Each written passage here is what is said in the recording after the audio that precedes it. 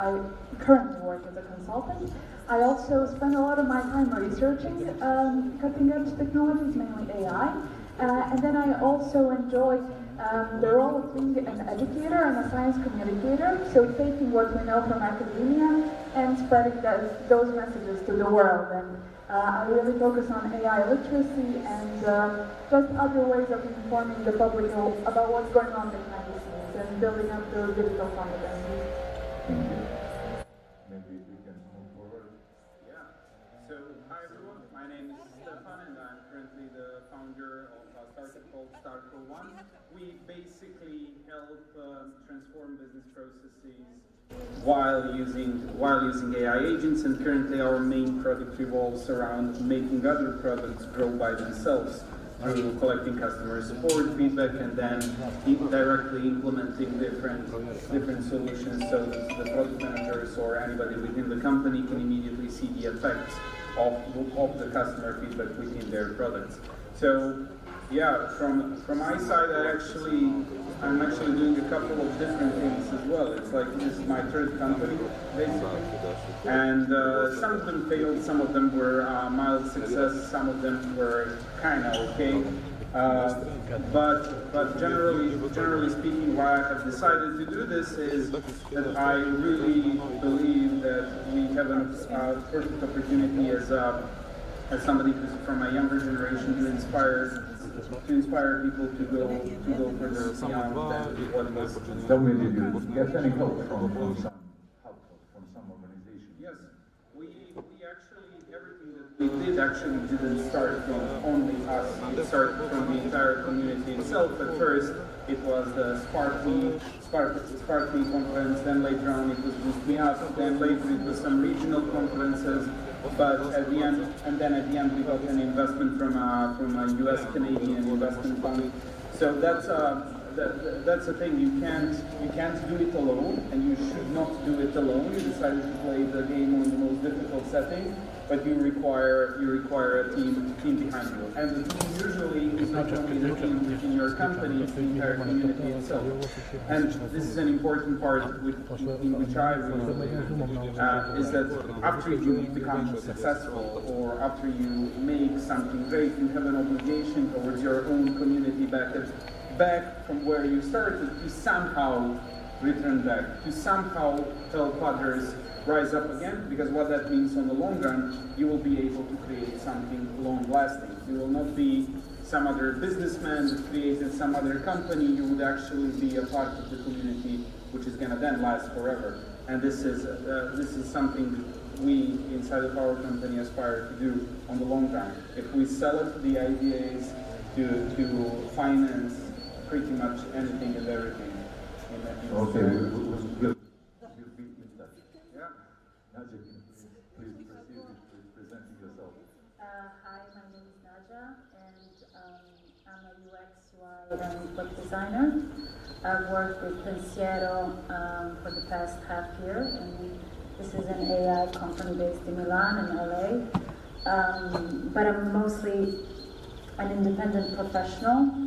I worked as an architect before taking this journey of the digital world. So yeah, I was working in architecture in New York until I started watching, not doing gaming, but watching YouTube for programming and different tools, learning different tools to build apps, websites, and just in general really fun visual experiences. And now I came back to Montenegro and I founded my company Cars, which focuses on branding and kind of putting mainly, hopefully, Montenegrin businesses on a global, in a global tone, and giving kind of the advantage to design, to make design bring value to these companies and brands. As this builds value, it builds culture. And so, Tell me, recognize location does matter or location does not matter? That's a really interesting question, especially when you start off independently on your own.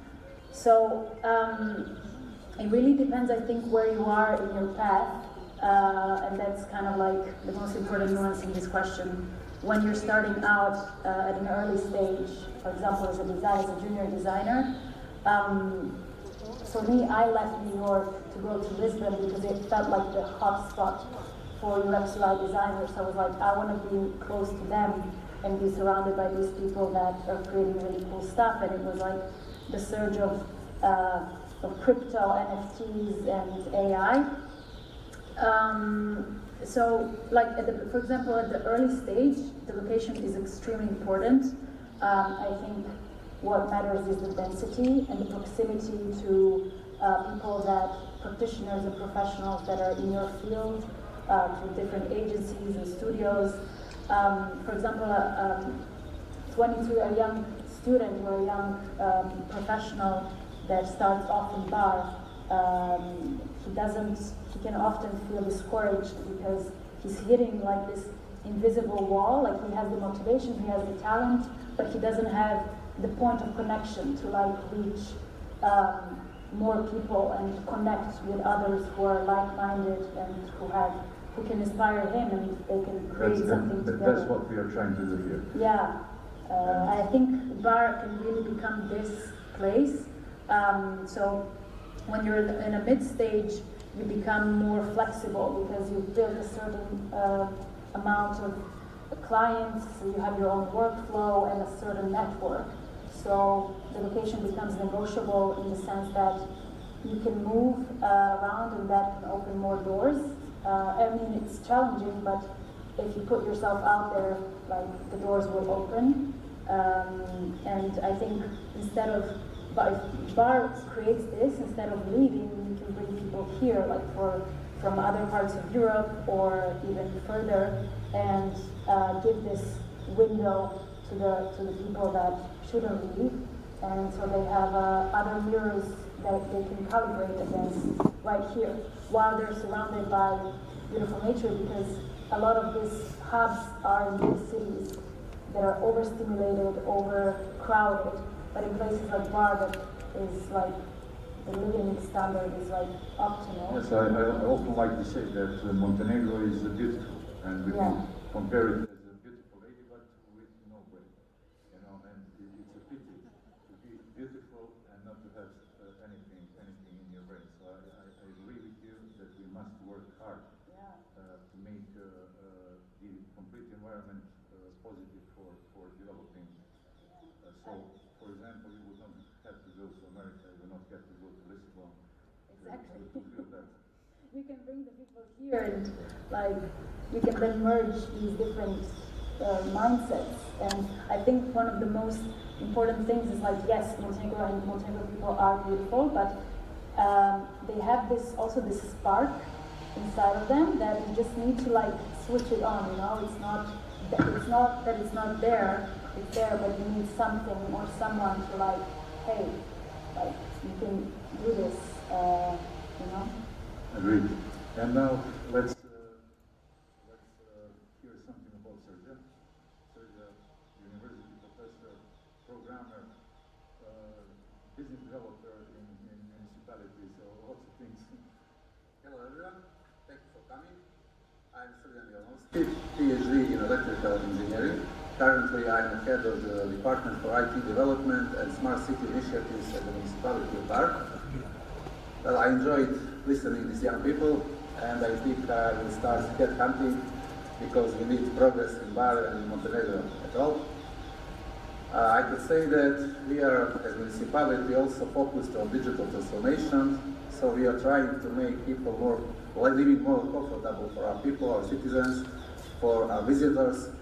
So at the moment we are trying to digitalize all public services to make city smarter, to make easier to connect, to make the city more accessible for people from abroad and for people that are living here. We want people to feel the city as their home, even if they are work here or if they come here to work and spend some time, some period of their life. Good. Sarah, what does AI literally and actually mean? So AI literacy has many definitions. It's often defined as this, I guess, capacity building literacy in a way, because what we want is for people to be able to critically evaluate AI outputs. And then also, I think something that's super important today is to be able to tell apart something that's real from something that's fake or AI generated. And that all comes together into making AI literacy. And I think for me what is really important is helping people use AI in a way that actually supports their development and lifelong learning. So it's not just about outsourcing all your cognitive abilities to AI, but actually finding ways to make you a better person, right? Yeah, you know, I think what that's they the say, point. how the coders are saying when you prompt AI agent, he gives you code. If you don't have a question, then you don't have a job anymore. You know, so you must talk with any AI agent. You must collaborate. Otherwise, it's not a good job. Yeah, and I think that the best combination is actually to have a person that's an expert, somebody who's really knowledgeable, and then provide them with the right tools to actually excel at what they're doing. So it's not really about just using AI to take expertise, but actually to improve on it and build something greater. Stefan, what do you find as the biggest obstacle to make the coding team here in Montenegro? Do you hire people here from Montenegro, or you hire people worldwide? Yeah, so the entire team is 2 software engineers with Cloud Code subscription and Cursor yearly subscription. So we don't have issues in terms of finding good engineers. Because essentially the role of an engineer, in my opinion, has changed over the last couple of years. Because you're not essentially a coder anymore. You're not somebody who's writing down code. You're somebody who's more, in essence, an architect of a system behind. So essentially, code has been removed as an obstacle, at least in the initial phases. So yeah, we employ people from here, but our people learn a lot. They learn on daily basis, and we are trying to learn from best engineers around the world. We look up to engineers in the Silicon Valley, especially in terms of how they operate, how they develop products, how they think about those products. And essentially, I think that's the more important aspect in generally knowing how to code it and how to make it, is to essentially understand it, why you're building it. So from my perspective, in Montenegro, we have a lot of really great problem solvers, and this is a situation over the entire Balkans. We just need to figure out a way how to awaken their sense of urgency in many different things. One pattern that we have seen, and even with us, we had to learn this over time, is how to feel this urgency at all times, how to feel the urgency to make the company grow 10, 20 or more percent each month. So this is a bigger obstacle in terms of cultural beliefs here. In here, people are used to doing things slowly, while the world kind of is in the 5th gear. So we had to teach our people essentially what it means to actually quickly develop every single product, how to quickly. And do you think that using newest technology, developing newest technology, is the only way for Montenegro, you know, to fight with the rest of the world? Because if you try to fight in some old technology, you know, there are so big corporations which are tens of years ahead of. Yeah, it's not only about technology. It's about learning how to define a proper problem with that technology should solve. That's the more important aspect of it. Because once you do that, you will be able to compete. Like when we look at some of the really successful Montenegrin startups that had raised really good funding, especially in their early stages, they are mostly focused on tech. That's been in development since 2000s, right? Since early 2000s, but now it's getting a boom. Generally, when we talk about these large language models, they have been in development or in research for the past 20, 30 plus years. So it's not necessarily the fact that you need to be on the bleeding edge. It's good that you are, but you should truly focus on understanding what you are actually solving.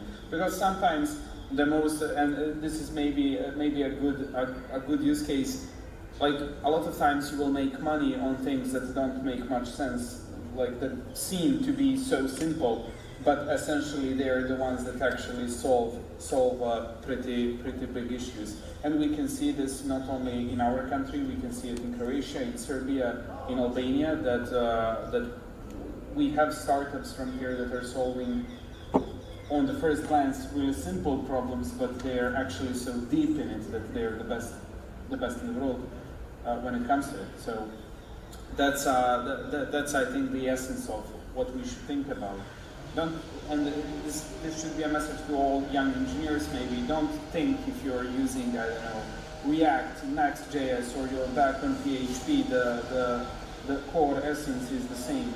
The product you develop needs to solve a problem for a business case or for somebody who's going to use it later on. So build products that people love. Okay, thank you. Nadia, what are skills missing in junior talent?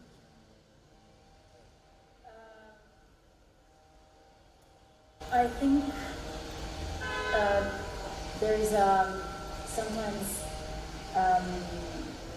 like a very thin line between technical skill and like relational skills. From personal experience, I feel like I thought, okay, I'm gonna now accumulate all these technical skills. I'm gonna learn all the programs that there are. I'm gonna learn this and that, and then I can build anything I want. But also at the same time, first, when you have, even if you have all the technical skill, you need to. The judgment becomes contextual. Like you have the tools, but now is how am I going to apply this to a project, or how am I going to intertwine all these different elements to make sense for this specific brief. And so what do you think about, I've heard from one professor from Belgrade that, Montenegrins are good for PM, but not good as coder, not working so hard so they can be good coders. So what do you think about that skills that maybe are genetically here in Montenegro? What do you mean they're good school? Well, he said, we have like 300 students each year, and we have like 100 Montenegrin people, but we cannot make 100 teams because I can use Montenegrin only as a PM. Oh, well, I think they need, students need to have like a big picture of, okay, not just this is the next exercise, but kind of like see it almost as which can be difficult when you're young because you want everything now and immediately, and you want to finish things and then on to the next. But it's really important to get them to a point where they find a passion, because once you're obsessed with something, that's like your fixation, and that's the most important thing. And then like you make it work. You want other people on your team. You want to find people that are similar to you, or that you can that can challenge you. So yeah, I think there's motivation, and again, it's this discipline and obsession that needs to kind of develop. Sergio, what role should the city play in all this, in bringing new technologies and learning youth to use it and to develop it? Well, I think first of all that city needs to bring people with knowledge who can transfer that knowledge later to our citizens and employees. But actually, what the city can do, it can arrange infrastructure, improve digital infrastructure, improve digital services. It can help people who choose Bar to work from here remotely to feel comfortable, to have everything they need for their work. Also, we need not to attract individuals, but groups of people, because as they already said, it's very important to have people with similar mindsets. Because if you are any any kind of artist or any kind of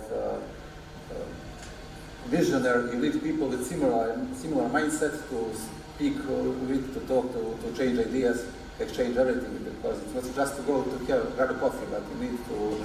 Daddy, what's this man doing with the laptop for the past 3 hours? Yes. Sometimes to need to have a brainstorming with someone who understands your need, understands your frustration, understands your hard work and everything.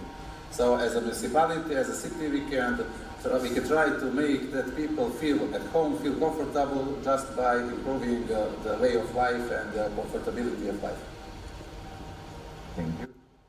So I'm checking the questions left, and we have so little time due to delay. Okay, maybe quick fire. One thing more is missing. I think we're missing a presentation narrative in a way, or more so a positioning narrative. Because, as you said, we often talk about all the natural beauties that we possess, about the beautiful sunsets and the beaches and so on. But I feel like if we want to attract, especially remote workers, that's not really enough. There's a lot of places in the world that would match that description, right? So we need something more than that. So I think that that's the positioning narrative that we're missing. Stefan, do you agree? Or have something to add? Well, I do actually have something to add on the previous two questions, which are quite interesting, because I gave it a lot of thought. When we talk about technological development within the country and within the cities themselves, I believe that sometimes Montenegro has a really awkward approach in it, where instead of providing a necessary framework to build products, the country itself is trying to build products, and then genuinely fails a lot of times in terms of building and delivering. You mean like me spending 2 years visiting institutions in Podgorica, and each institution just tells you, you try. Exactly. And that's when we talk about like how a country should look at its own infrastructural IT development, because you have a relatively good IT economy. Your IT economy needs a bit of a boost. Instead of trying to build your own payment gateway and payment system for paying taxes, open the system up. We did it, but we did not get approved to use it. I'm on the conceptual level, where I'm trying to say the government should give you, in the engineering terms, an API access, and then it should allow each one of us who have companies to compete who's going to provide the cheapest, best, and the easiest platform to use. I'm just giving an example. Like when we are talking about tax registration, registering companies online, potentially some Montenegrin entrepreneur could figure out a way how to enable every foreigner to do it in 2 minutes, right? And this is something a country really should think about in a deeper level. Not only to provide a service, it's good to provide it, but to also fully open up that service so that somebody else could potentially build something greater above it. This means this is win-win situation, because the institutions will learn about those technologies, and they will give liability to own to our project instead of using project from another country. exactly. That's even technological sovereignty. Exactly. That's exactly it. You need to provide your people the ability to develop, and that's on that topic. And for the Montenegrins in the university, everybody wants to be a prime minister here. That's a thing, but or any sort of a politician. But I believe that this is in essence actually connected to how we are schooled. We are not schooled where people are trying to develop a sense of urgency in us, or a sense that we could build something great. They're essentially schooling us to, tell you what's in the book, to tell you what was the exact date of something that happened. That's very important. Yeah, instead of actually properly teaching you like what's the essence of the thing that you're trying to learn. And that's coming back to the first question of the community. I think that's the role actually of these community hubs within the cities.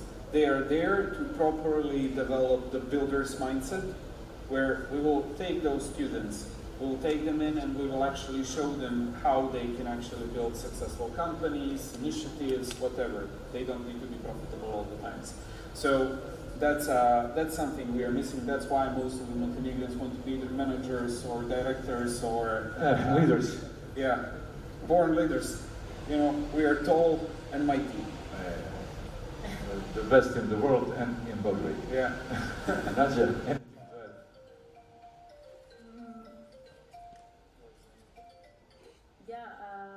Well, I really hope that Bar can become this place. I see a lot of potential in young people and a lot of potential in Montenegro in general. And I think we need to leverage this. And for young professionals, I think that there's a lack here, especially there's maybe a lack of confidence that obviously comes with maybe a lack of support. But I would encourage them to just try things, experiment, play, and not be scared. And even just like make as many mistakes as they can at the beginning, because that's how you gain experience, and you gain confidence usually with experience, or by just naturally being or brave. by hurting yourself. Yeah. with bad ideas, but yes, you will get. Yeah, but that's really it's like an essential part of growth. So you need to, you need to just try things and not be scared to fail. Sergio, what would you like to add?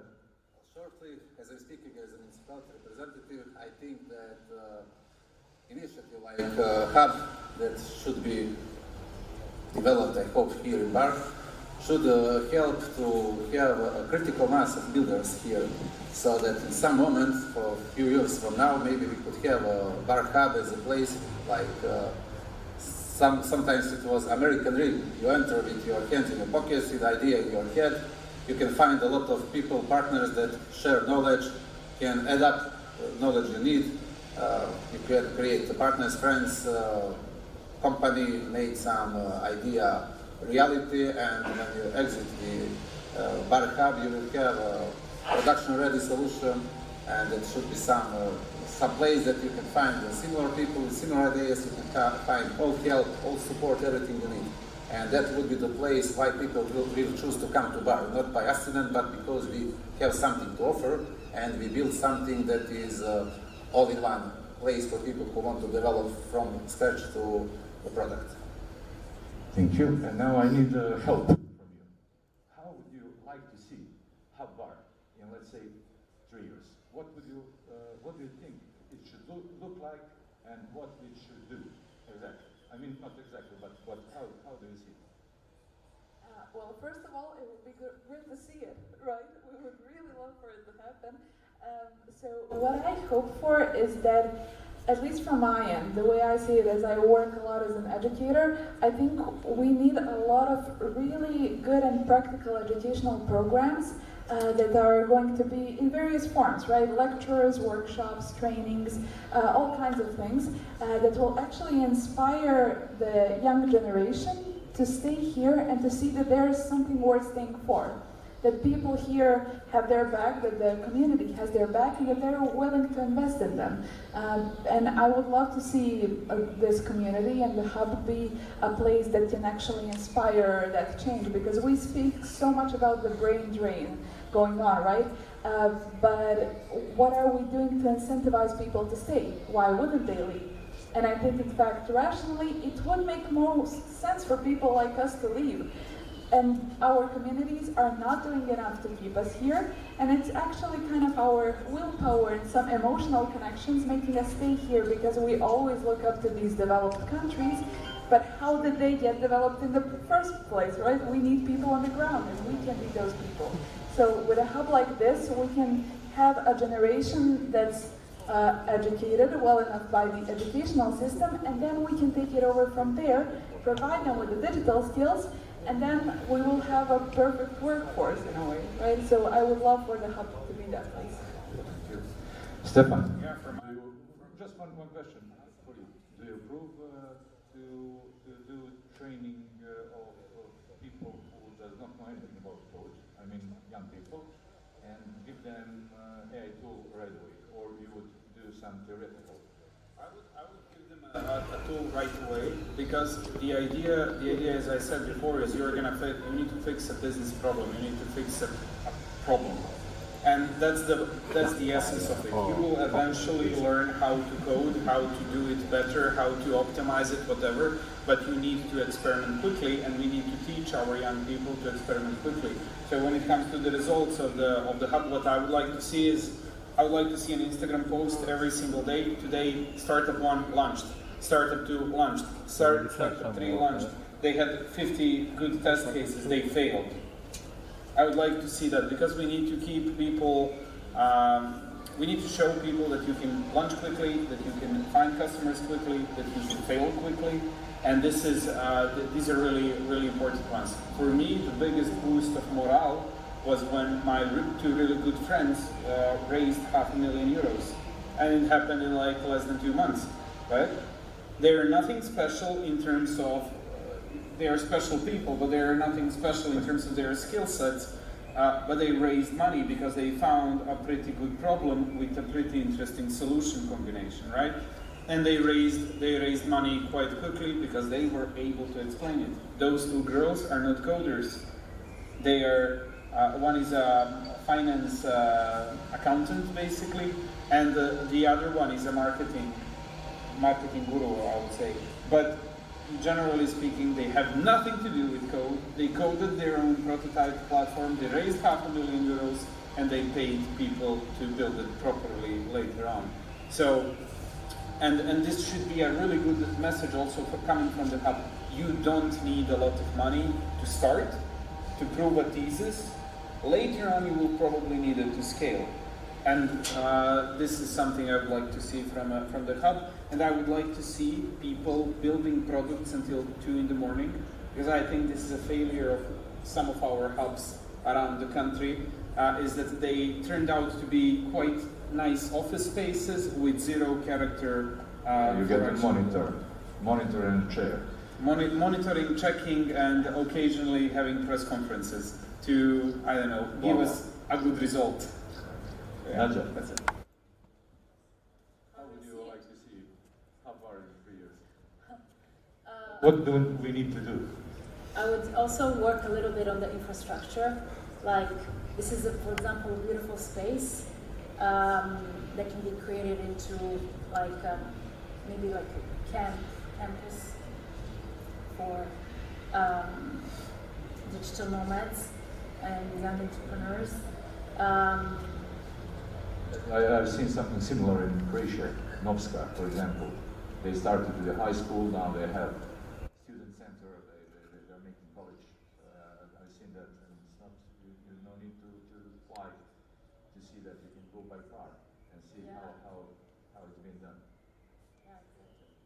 So, yeah, and as Stefan said, like, post, because social media is the window, to the world, so show others what's possible and what's being done, and then that kind of creates a ripple effect on others, and yeah, one by one.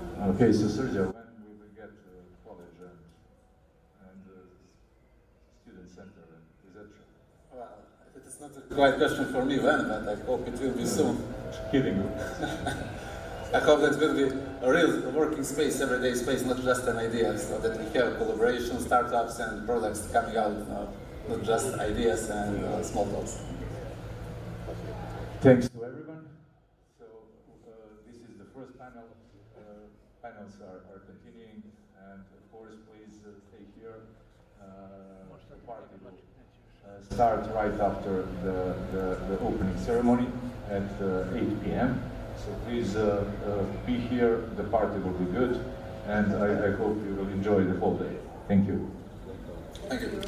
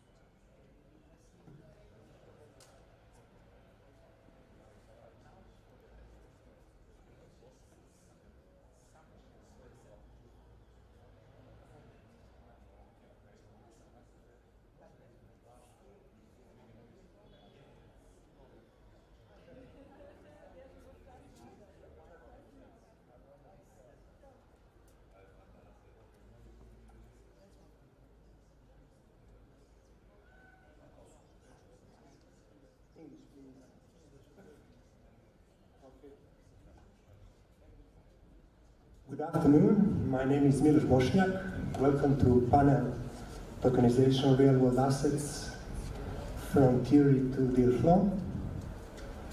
I'd like to take the opportunity to thank the organizers for invitation to take part in the panel. As some of you might know, last year has marked the beginning of a full-scale institutional adoption of digital assets where tokenization has taken a central stage. Just alone in 2025, market cap of real-world assets was around 35 billion, with some conservative estimates to grow about 4 billion by 2030. On today's panel, we are going to hear more about tokenization, what's happening behind closed door where these deals are being made. We could start by telling us more about yourself and what you do. Sure, thank you so much. My name is Paul Lalovic. I'm a managing director at Agile Dynamics.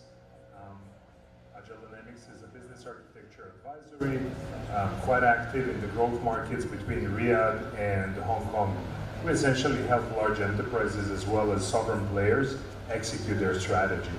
I've been in Web3 and a blockchain space for the past several years, and this was a conscious decision we made in early 2021 based on the research we have done for the Public Investment Fund in Saudi, where we identified blockchain as one of the game-changing technologies with the highest potential for the transformation and infrastructure. So, yeah. I'm Nikola, I'm coming from Serbia, and I have been in blockchain industry for several years. My expertise lies actually in the institutional capital markets and how to position the infrastructure for the next layer of the crypto rails. Have been working worldwide from USA to Hong Kong. Have been working with Paul as well on some cool projects, so nice to meet you all here and happy to share some insights. Hi, I'm Risto Backovic. I'm coming from Montenegro. I'm PhD candidate in economy, so my cup of tea are cryptocurrencies and Bitcoin. My mission is to put Montenegro on digital Bitcoin standard. I don't know will it be possible, but we're gonna try. That's it for me. Thank you for the invitation. I forgot. Thank you. Nikola, now that white paper era is over, what is the biggest red flag you see in real-world asset projects today that tells you the deal won't survive from transition from the pilot to the scalable solution? That's an interesting question. I mean, it's a wide topic, but I'll try to stay concrete. So, in my opinion, it's the distribution. Many projects that get tokenized after the white paper era are just like buzzing around, creating the wrappers around the assets that have some idle capital, but what is underneath that? Nothing. So, in order to have a proper, capital engine around the wrapped assets, you probably need to resolve the business side first. So, if you do not resolve distribution and get pre-approvals and pre-vetted, confirmations on the various jurisdictions and markets, that you will have the off-takers that are actually interested in buying some specific assets. I mean, like, what is the point of actually tokenizing something that nobody want to buy? So either you are reducing the cost of capital or bringing the secondary liquidity market with the off-takers that you already have on the table, or you will end up as a dead project. That's how I see it. Thanks. Paul, in growth markets where traditional FDI faces persistent barriers to liquidity and elevated risk, what mechanism in real-world asset tokenization, when combined with FDIs as a service frameworks, most effectively convert pilots, stage assets in sectors like mining or infrastructure into scalable investment products? So we have spent quite a bit of time on this. We are essentially exploring the technology side of the real-world asset tokenization, but then, as Nikola pointed rightly, the challenge is not on the tech side, it's more on the business side. So this is where we have invested a significant amount of time, expertise, and money in order to crack the code. So here's our simple kind of perspective on this topic. Essentially, not only that you have to have a very valuable appreciating asset that you're tokenizing, in other words, something that will be highly sought for. To give you a very plastic example, if you have shares of a pharmaceutical company that has on the verge on the major discovery in the cancer treatment, even if you tokenize them and you get them regulated and published in Somalia, people will, seek that opportunity, and they will invest even in a Somali regulatory environment. I'm not trying to trivialize it, but that's how the business works. If you build it, they will come. So long story short, the way we have constructed our approach as foreign direct investment as a service, it really has to be a combination of the ecosystem, compliance, regulatory, and legal side, valuable assets, so the deal flow has to have a very strong appeal to investors, and then most importantly, try to build something on the evolutionary scale rather revolutionary. So what we are typically recommending to our clients is to recognize opportunity with the collateralized loan obligations as one of the tested and tried financial instruments in order to fundraise. So we think that combination of a strong regulatory environment, good appeal when it comes to appreciating asset, and considering traditional tested and proven financial instruments is the magic that you need to make it happen. Thank you. Risto, can tokenization be used as a tool to reduce money laundering, or does it carry a new risks within the area? Yes. We all heard about new Montenegrin anti-money laundering law, the first law that mentioned cryptocurrencies, blockchain technology, and etc.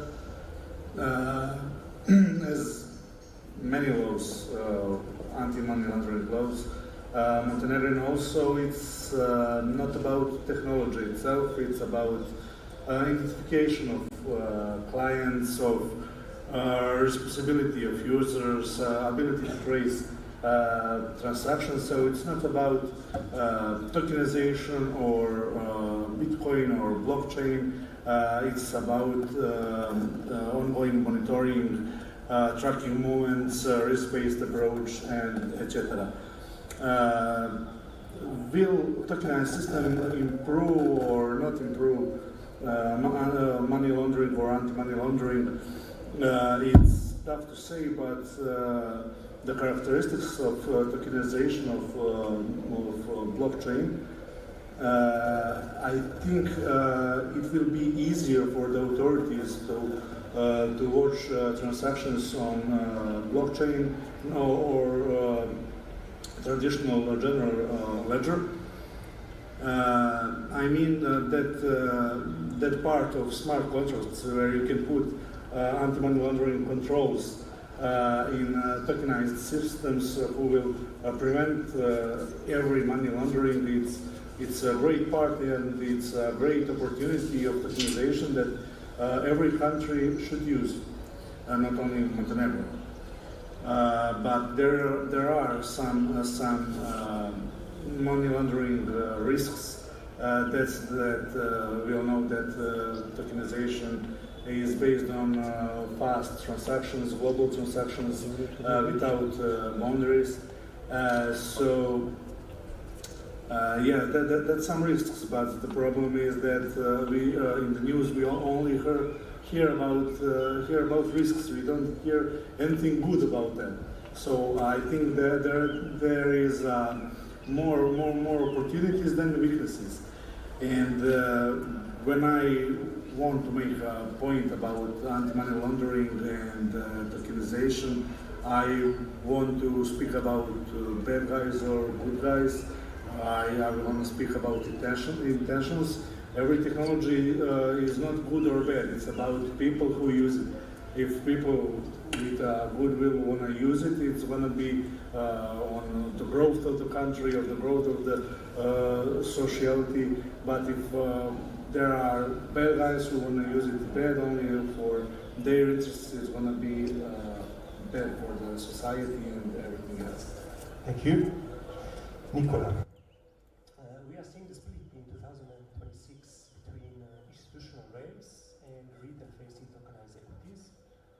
investor, where are you seeing the most liquidity in the high-yield institutional products or fractionalized retail platforms?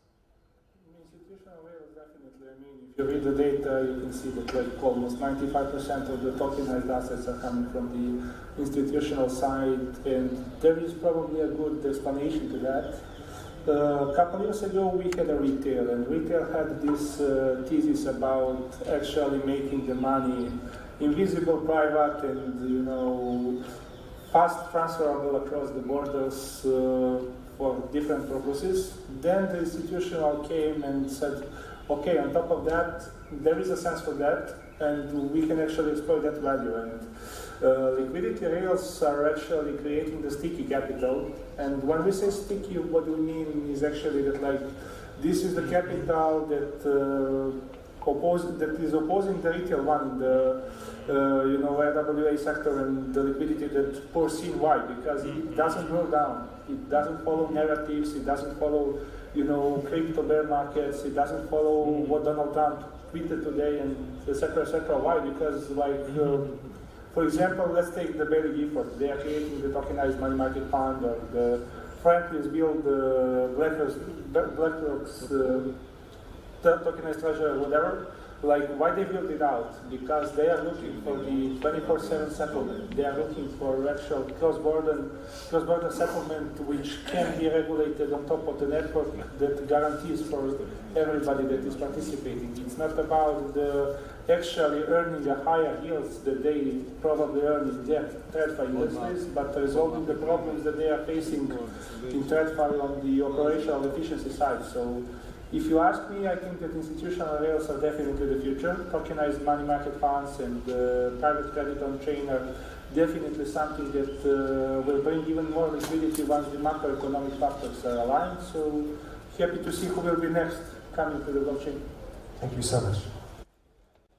Paul, as tokenized real-world assets in the world markets gain traction, how do programmable smart contracts automate compliance features influence the creation of sticky long-term FDI commitments versus the more fluid liquid observed retail-facing platforms? So just following up on my earlier response, essentially it's really going to come down to the business side. So making sure that you have a value proposition that's built on a highly appreciating asset. So typically since dawn of times, the human civilization sought only two key building blocks in order to propel itself forward. One is energy, the other one is metals. So 5,000 years ago, if you had some tin and copper, you could make bronze, and with fire you could forge it into swords and dominate the landscape. Today, if you have access to rare earth materials, technology, and energy, you can start building data centers. So what I'm trying to say here, once you have a solid value proposition from the business side, everything else falls in place. Number one, you will be able to attract institutional investors. Number two, you're going to be able to attract off-takers, AI like businesses that seek these kind of assets. And that will ultimately create the flywheel that you're looking for in terms of the compliance, in terms of the regulatory management, but most importantly, it will create a vibrant market, because at the end of the day, you have a finite supply of the metals as well as the energy, and the market dynamics will make it work. Thank you. And to finish off with Risto, does tokenize facilitate the auditing of financial transaction, or does it create additional challenges for auditors regarding the data control and verification? It creates both. For sure, the audit of financial of balances won't be the same after tokenization. There is a couple of reasons. Because blockchain as is, he solves the completeness, accuracy, correct order of transactions, which is the procedures of us of audits. There will be there will be a lot of modifications in a part of sampling, because when we use it like random sampling or monetary unit sampling, but with blockchain and data in blockchain, we're not going to do that. We will have time, we will have the softwares to focus on red flag transactions with unusual habits and everything. We must learn new softwares to see migration between blockchain data and the traditional ledgers. We must learn new softwares to check that migration, not only to migrate. And we must see about private keys, who has private keys, who have access to private keys, who can manage it, just because to see that analytics that we have from the entity we control is that analytics good, is it right user, is it right owner, and stuff like that. So I think anyone who won't adapt on tokenization is very simple. Thank you so much, and enjoy the rest of the conference. Thanks.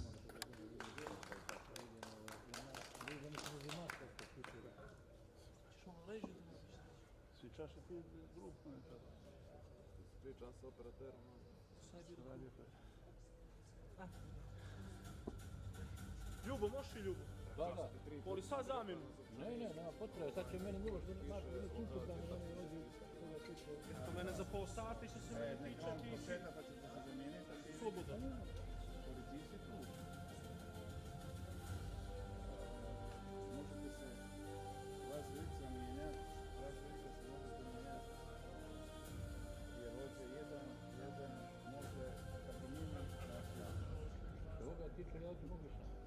Prebači se, onda kamera se donese i onda se vrati.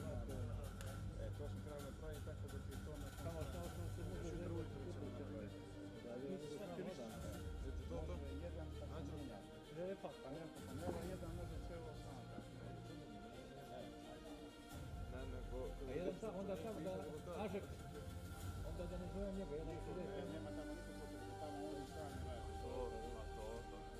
A ja i ti moramo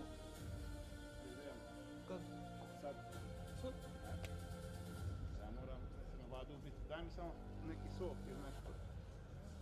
Eto, ima fanta u idem sam. Ideš sa mnom kad je god da se u smrt. Čekaj.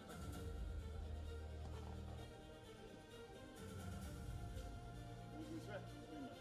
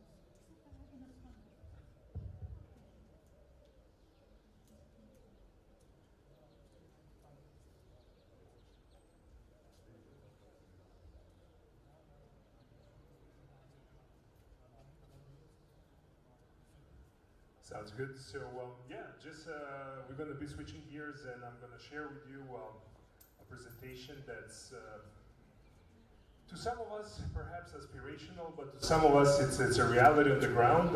Essentially, the idea behind this presentation is to showcase the art of possible, and it's really built on the idea that the dual engine economy can propel Montenegro in their digital adoption. Let's go to the next one.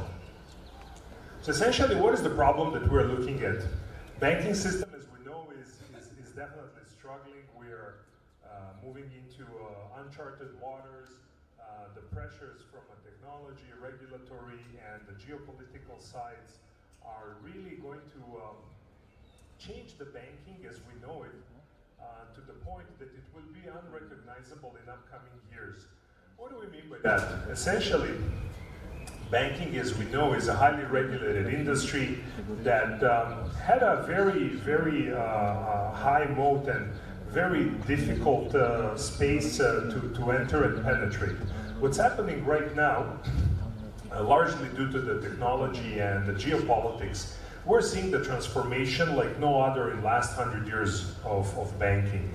So everybody knows how the banking pretty much operates based on the SWIFT, where you have 6 nations controlling the money flows. Should they decide that you're no longer going to be part of their cool club, you're very likely to be kicked out. And what this will do to your bank, it will pretty much completely sideline you from the global money flows and make it near to impossible to survive. And these times definitely, have seen a massive abuse in this space. Most recently, obviously, we've seen a weaponizing of currencies, weaponizing of money flows, and more countries and nations around the world are awakening to this alarm and trying to figure out how to change and how to build their own rails and how to minimize a single point of failure. So that's on a geopolitical side. On the technology side, we see the emergence of the technologies such as blockchain that's powering the stable coins, and that's creating new business opportunities. So these two drivers are converging and definitely disrupting the banking as we see. So what is the opportunity that we're looking at? We believe that if we play it right, we could create a tremendous opportunity and tap into $2.5 trillion space. How does that work essentially?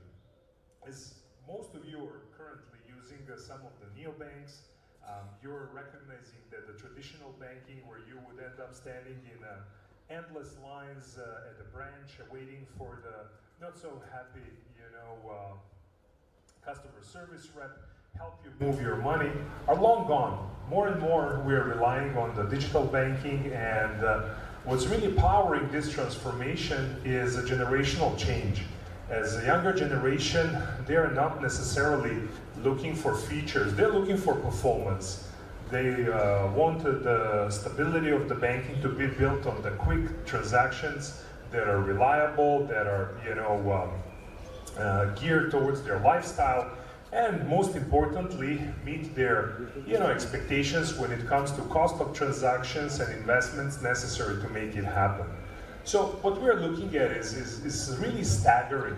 The numbers are mind-boggling, and this is really a green field where countries as well as the large enterprises are trying to fill the void. If we move to the next slide, what we are talking about here is the opportunity to build a dual engine business model that could technically propel Montenegro as a financial hub, not only on the regional level, but global level. And this is really nothing new. Essentially, the big idea here is to start with a consumer side, and to build the banking as a service engine that would help you propel to new markets, acquire customers across the globe. We move to the next slide, please. This is an example of what the potential in terms of the addressable market and what's it called, the target market looks like. And these are very humble figures because the opportunity is much bigger, but as consultants we like to be conservative and to manage expectations. So what we are trying to say here, if we move to the next slide, by building the solution that is really going to feed into the customer expectations and doing it in a right way, technically, Montenegro, with the slightest changes of their regulatory environment, could become a go-to place when it comes to banking services. A good example were Malta and Lithuania. They managed to build a massive neobanking and fintech sector, creating thousands of jobs for their nationals and really putting these countries on the map. There is really no excuse why this opportunity should not be seized by Montenegro. You have pretty much all the magic ingredients necessary to make it happen.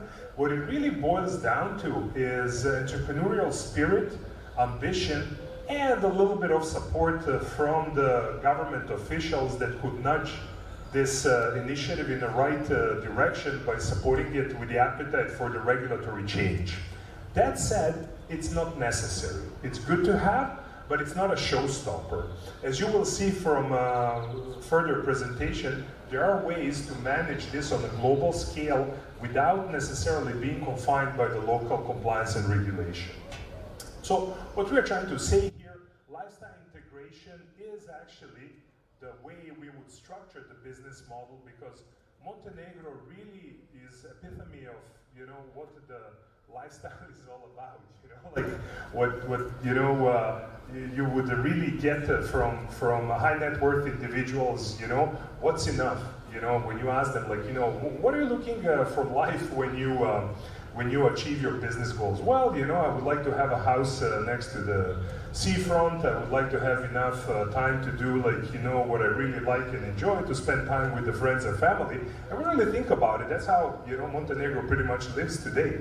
So I think with this national brand and the great positioning in terms of the geography, in terms of, you know, history, you could really capitalize on it and attract the right people to build this engine of the financial prosperity.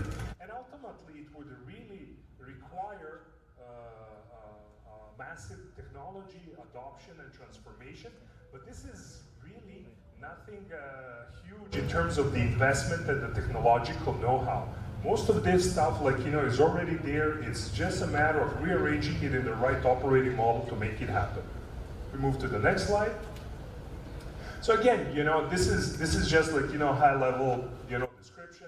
It would really come down to building the right ecosystem and a platform.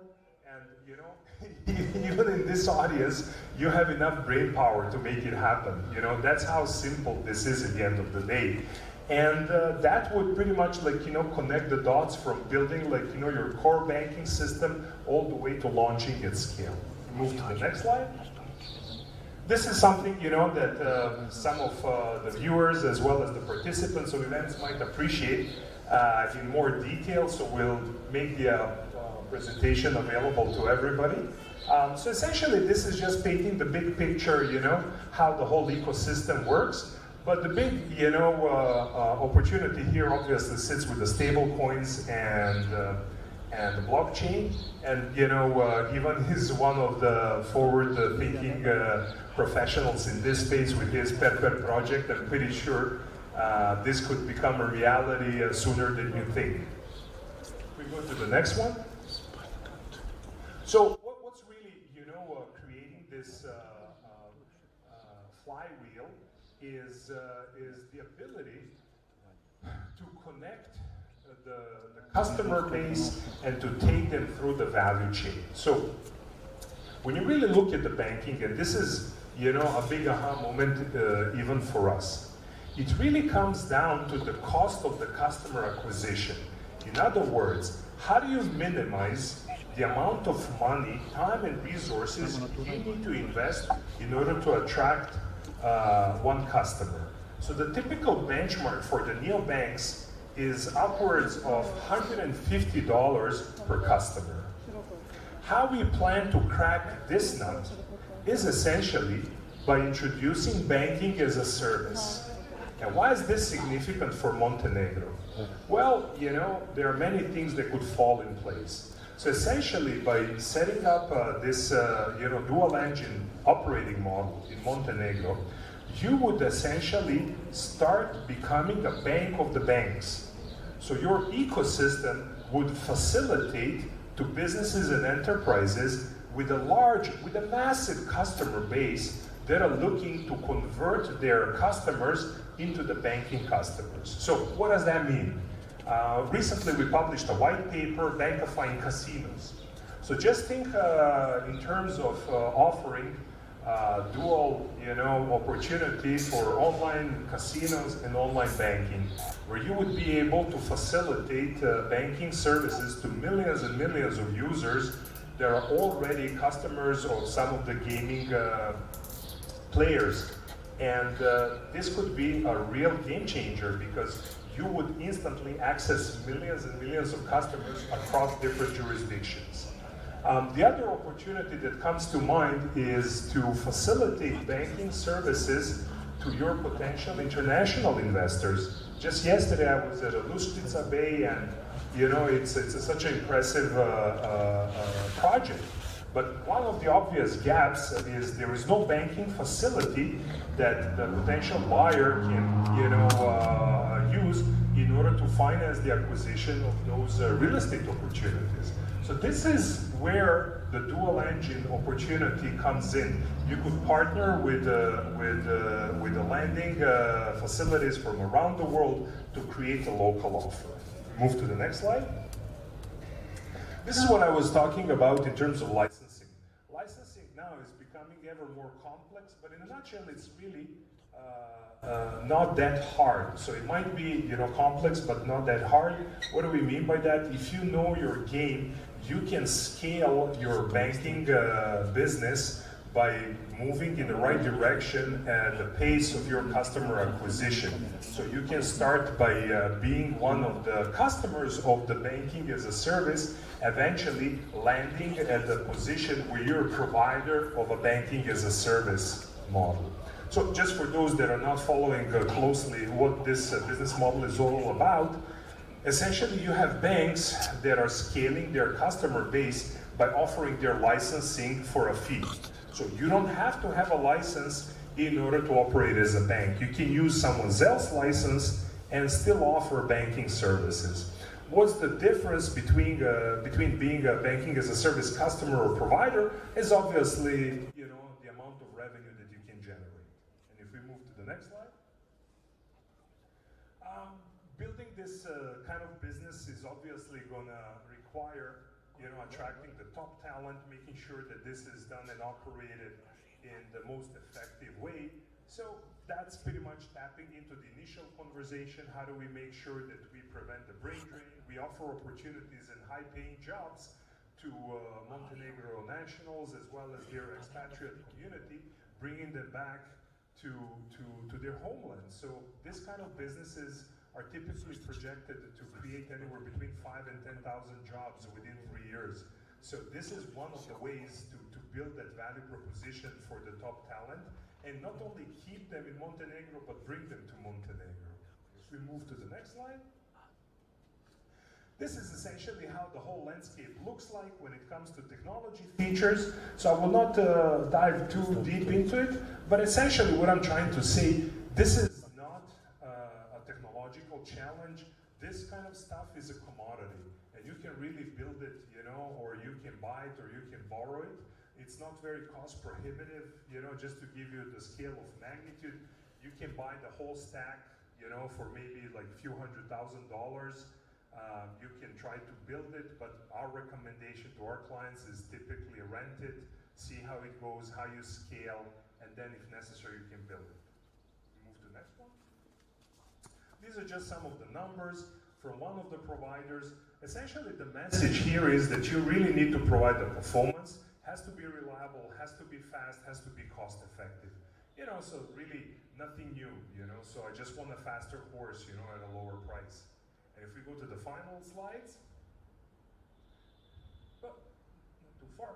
So this is essentially the value proposition. Given the challenges that we're seeing happening in front of our eyes on the global stage, Montenegro hopefully hopefully, has fought all of its wars, and it can be that stable, and safe harbor where, the capital will find its home. And this would be one of the key value propositions. We have regulated all the relationships with our neighbors. We're hopefully not going to see any drones unless, they're used for the filming purposes, flying over our heads. So that should give confidence to investors. The other thing is, Montenegro is on the path to European Union, so they could easily create the euro-denominated sandbox and make it even more attractive to entrepreneurs and businesses from around the world. And the most important thing is, we have to build on the trust, so I guess this would be the most difficult part because of the history. But again, some of the most prominent, financial capitals from around the world started off as pirate hubs, like Singapore, and look at them today. They're epitome of confidence when it comes to financial industry. And yeah, things change over time. And let's go to the final slide. Now there's one more, right here. So one of the things that's really going to feed into the next stage of growth, once you advance your banking to the next level, banking 3.0, you will really have the necessary facility to push your real-world asset tokenization and to drive what we call foreign direct investment as a service. So essentially, you want to make it easy for your foreign direct investors to put their money in Montenegro. And having a digital banking capabilities such as I just described is actually the first step, and that's something that is really at a grasp, so it really comes down to one or two smart entrepreneurs, with the guts and, confidence to build it, a little bit of good luck and, wind in their sails, and magic can happen. So yeah, that's pretty much I have prepared. Thanks, everybody.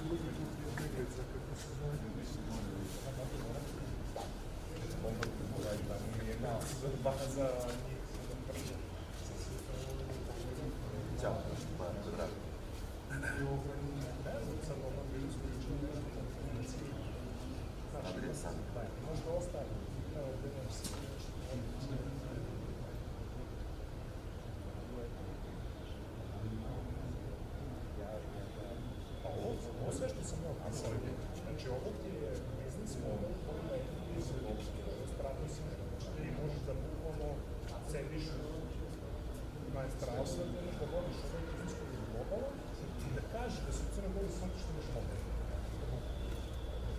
Daj dozvolu, daj dozvolu.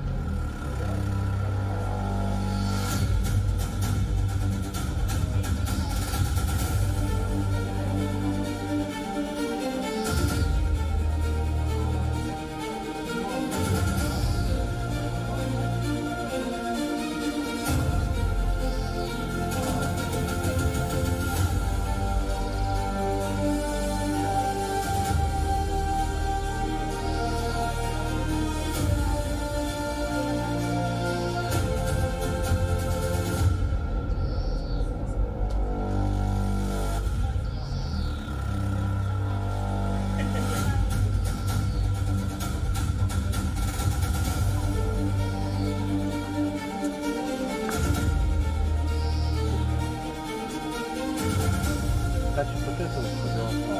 A? Koja je razlika, tamo je.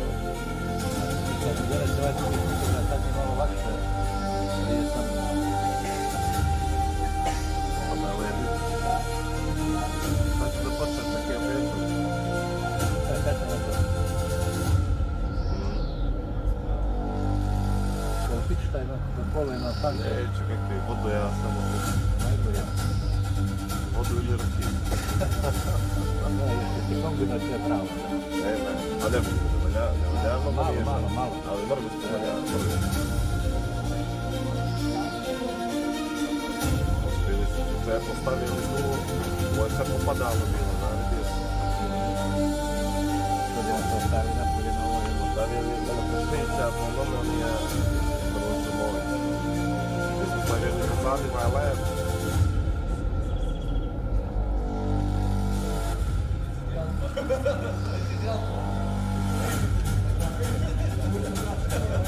Prije imamo napolje ovo, na priču. A ovo su mi konferencijski mikrofoni ovdje. Bukni, znači ti juče celova sam i znači... Nije telefon. Nisam koji kad govore i operacija nekako je prostor.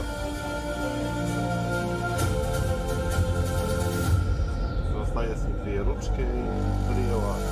Najbolje bi bilo da su sve ručke žične i vratne i ćao.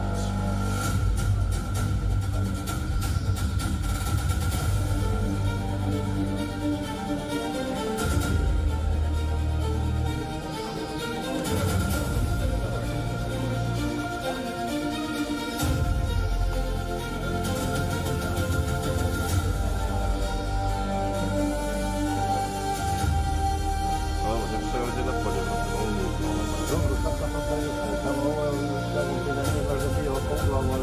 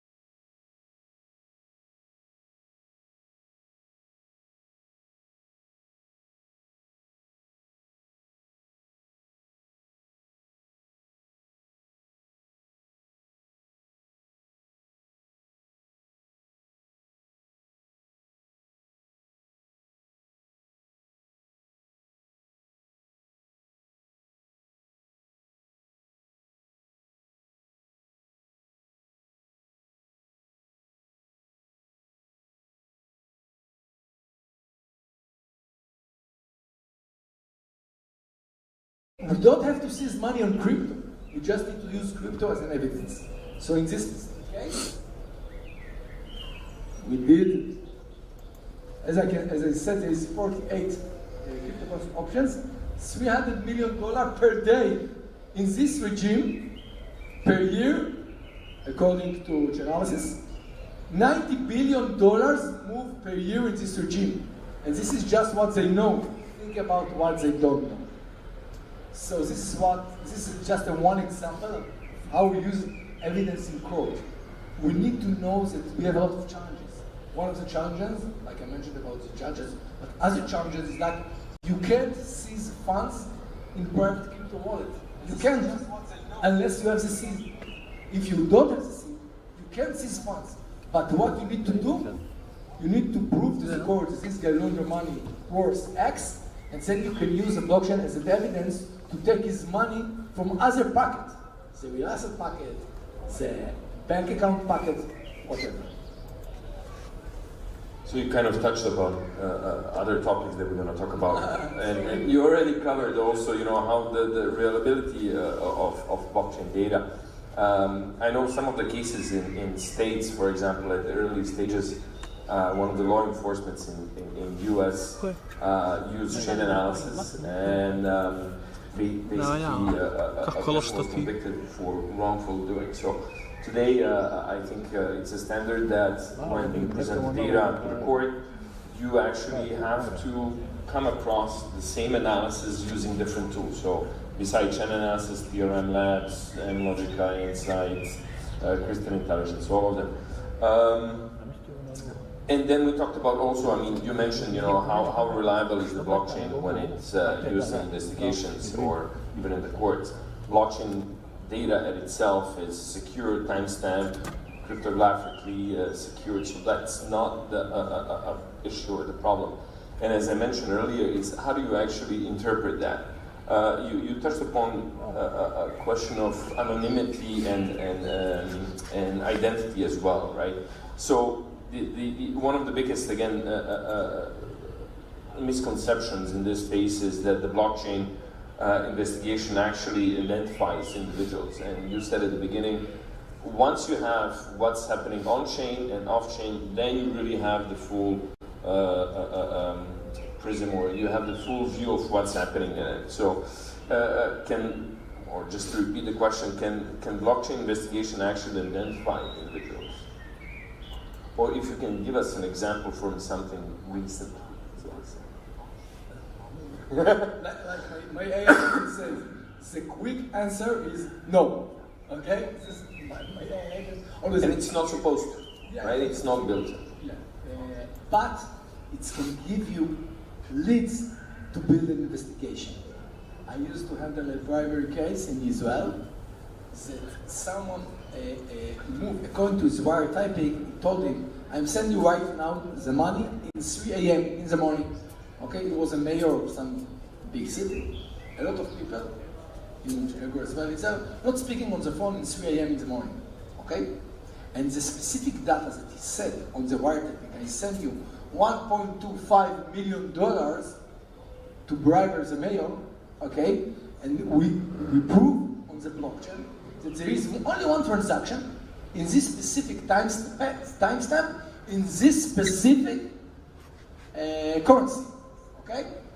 You use a weird currency like a shitcoin, like shit, never mind what's the specific one, but there is not a lot. If you analyze all the crypto transaction, it's a giant sum of money, $1.25 million for this specific token. So it's not writing on the transaction as this wallet come from the guy who sends the money to the mayor. No, and wallet A is not belongs to the guy who sends the money. It's not, you can't find it on the blockchain, and you can find on the blockchain that someone said, okay, this is a mayor wallet. You won't find data like this, because what you can find on the blockchain is only blockchain data. Yeah. Wallet A move to wallet B. Wow. But if you combine this to another data, like data from the wine tapping, you can mark this wallet as belonging to the mayor. But when you come to the court, you will need to give an answer about some challenging questions, like how do, as a police officer or a tax authorities agent, how you decided that this wallet belongs to the mayor? And my answer will be that according to the wiretapping, there is only one man that received 2.5 at this specific timestamp in this specific token. So it's not a speculation, it's an evidence. You also mentioned something about investigation. So there's the other part where investigations fails, right? And most of it fail at the transition from alert to actually action, right? So many systems generate alerts, but they lack context, prioritization, or any clear next steps. So as a result, what you just mentioned, sometimes analysts rely on intuition, and which actually leads to inconsistent, I would say, decisions, missed audits or missed risks, and weak audit trails. So the core issue is not really, as you said, the lack of data, but the lack of structured decision making in a process that guides analysis consistently. In your startup, do you have an approach how you kind of make sure that you don't fail in these investigations? It's positive. Yeah. So I think that's one of the biggest challenges in our generation, not just in crypto ecosystem, in everything. It's not the lack of data. When I was a kid, it was challenging, I don't know, without an internet, to understand how I take a bus rail from A to B. I need to do investigation. And when I started driving, I use a map to go from A to B. Okay, today no one using the map. They're using a thing like this. The main issue is that if you're looking at data about anything, you're just asking your AI agent and he gives you some answer. The main issue is not lack of data, it's otherwise. You have so much data, and you can, some of the data you can't rely on, but you have so much data. And when we are coming back to crypto, one of the biggest, let's say, signal for crypto transactions, I will go to USDT about the TRX. TRX, we call it in the industry, guessed. So a lot of investigators assume that if someone guessed someone else, he gave TRX, which means they are the same entity. In some tools, they're doing it, they're clustering together. If I send 3 TRX to you, it means that me and you are the same entity. And this is a lot of false positive, because there is a nice assumption that if someone sends gas to someone else, there is a connection between them.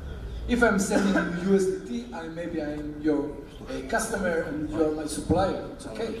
But when I guessed you, it doesn't mean that me and you are the same. Maybe you turn to me like we went to buy something. Oh, listen, buddy, I need €3. Can you send me €3? I said, no problem, take €3 and buy water for you. It doesn't mean that we are the same man. So there is a lot of assumption in the industry. But I will give tips over here. If you go in every crypto wallet to the Genesis transaction. The Genesis transaction of, if you would like to move USDT, the biggest player in the industry, the Genesis transaction will be, in 90% of the cases, a TRX transaction that will give you the option to operate and to move funds from A to B. This Genesis transaction, probably, not as an evidence or an assumption, will be from someone that is the owner of the wallet. If you will do blockchain analytics, you will see that the Genesis transaction, in most of the cases, came from a big player, like Binance, MEXC, I don't know, Coinbase. And this player can share with you the KYC, the off-chain data. And then you can combine between wallets and unhosted that you don't know.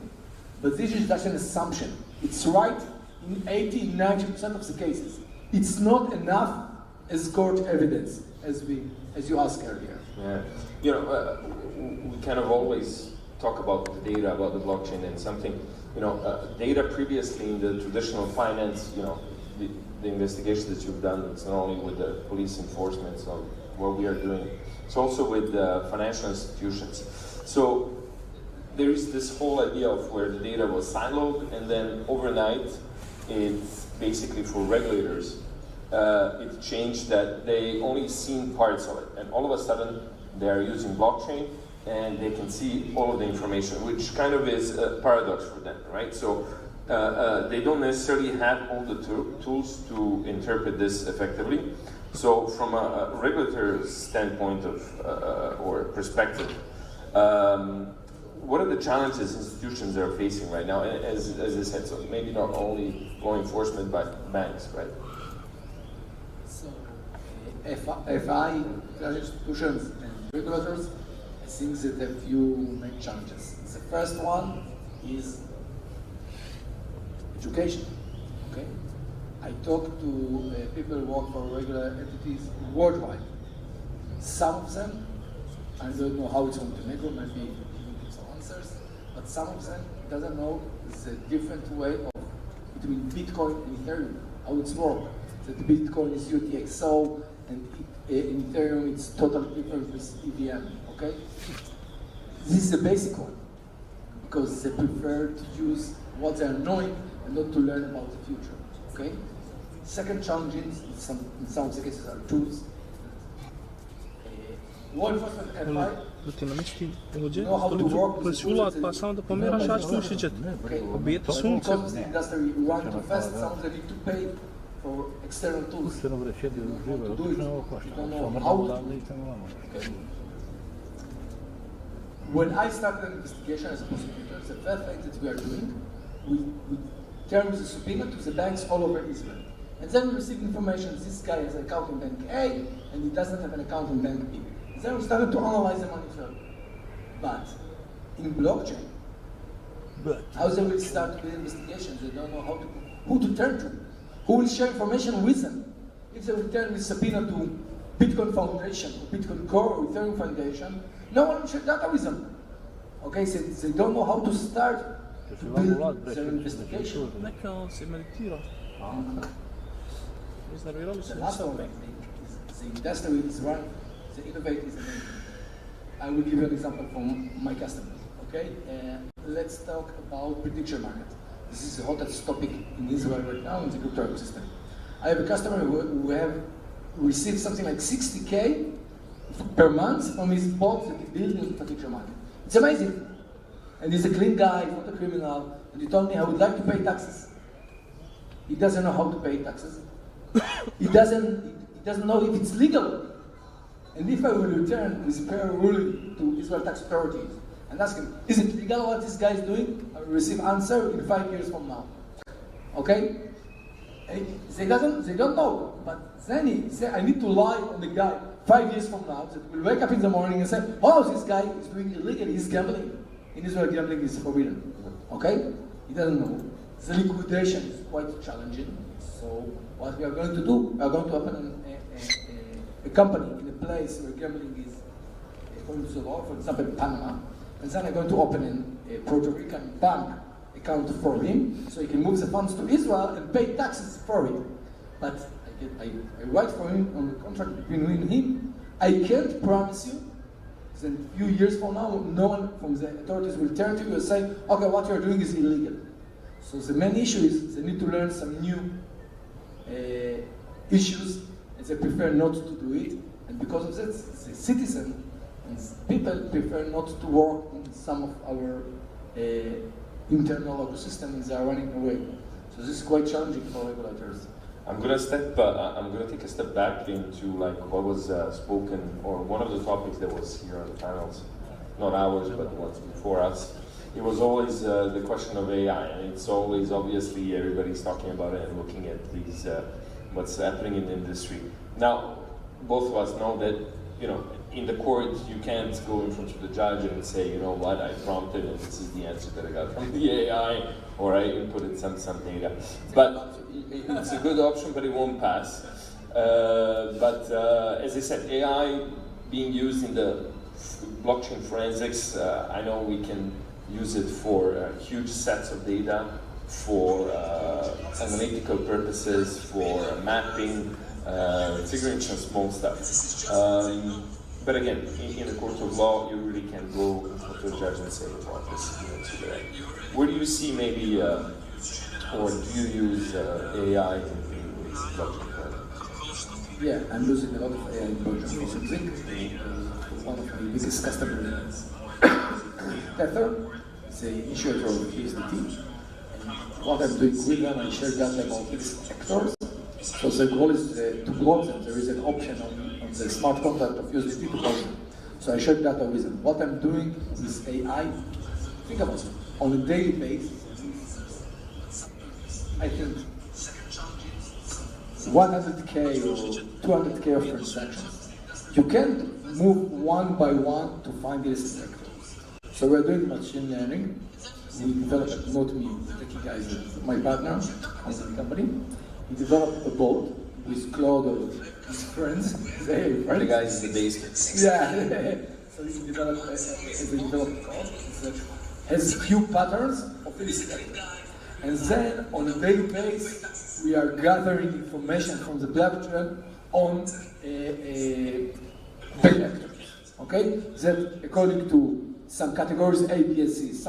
For example, zero transaction is a giant phenomenon in the crypto ecosystem. If someone sends to someone 0.000002, in most of the cases, is a fraud. Okay? Because no one will send you 0.000.2. The fees you are paying for the blockchain are much more than 0.000.2. So it's a red flag for this attack. Exactly. So we're gathering all this information with AI. But after we send it to Tether blocks the fund and sends it and shares it to the FBI, so they are starting the investigations. The initiators, we are calling them fishermen. Okay? What we are doing for them, okay? We are doing like reverse engineering. Okay? We show them that even if you put the AI to the side, okay? We can take the transaction, like I mentioned earlier. This transaction is red flag without any connection to AI. The AI found it. Great. But the main issue is that this transaction is red flag. And then we go back to the wallet that sends the funds, sends the TRX to give the scammer an option to work and where he gets the source of the funds from, and we can do money trail to the basic of to the source of the funds. But we can do it manually. We don't need AI for it. The AI gathers the data, then we can explain it manually. And maybe to leave some time for the audience to ask any questions, but in the future of this industry, right? As we so maybe to draw a short conclusion, the industry right now is reactive. So usually we hit the, as they say, the rubber hits the road once there's something happens. And the industry, with the help of AI, as you just mentioned, and that we spoke about earlier, you can see that the industry is going to be more, not reactive, but proactive. So the institutions, the systems, they will understand that the behavior is much better. And that's how I see the future of it. I don't know if you want to add something to that. Yeah. For today, for example, FI in Israel, most of the time, is using some contractor to help them to do it. But I think that in 3 to 5 years from now, every FI will need to be a specific department that helps them to prevent money laundering. You can't rely on some other contractors. You need to educate. You need to learn the people how to do it. In some places in Israel, they are doing proactive, which means if I'm FI, I don't want to wait to the law enforcement will turn to me and say, okay, there's this player that liquid funds through you is a big player. I want to do it by myself to understand what's happening, okay? The blockchain is quite challenging, but there is a lot of opportunities over there. When I used to be a prosecutor, I always tell to people that I prefer that criminal will use crypto instead of cash. Yeah. I can't follow cash. You can't find cash on the blockchain. You can't find evidence on cash.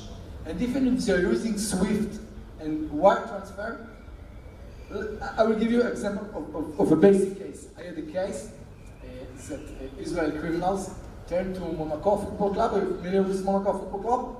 French football club, and they said that they are representing a player, I don't remember his name, and his contract is 10 million euro per year. Okay? You can Google it. It's a famous story. And then they convinced them that he switched his bank account on a new contract. And instead of send the funds to HSBC, for example, send the money for another bank account, Deutsche Bank. And they stole the money, and after 5 minutes they moved the funds. from French to Hong Kong, to China, to Netherlands, to Hungary.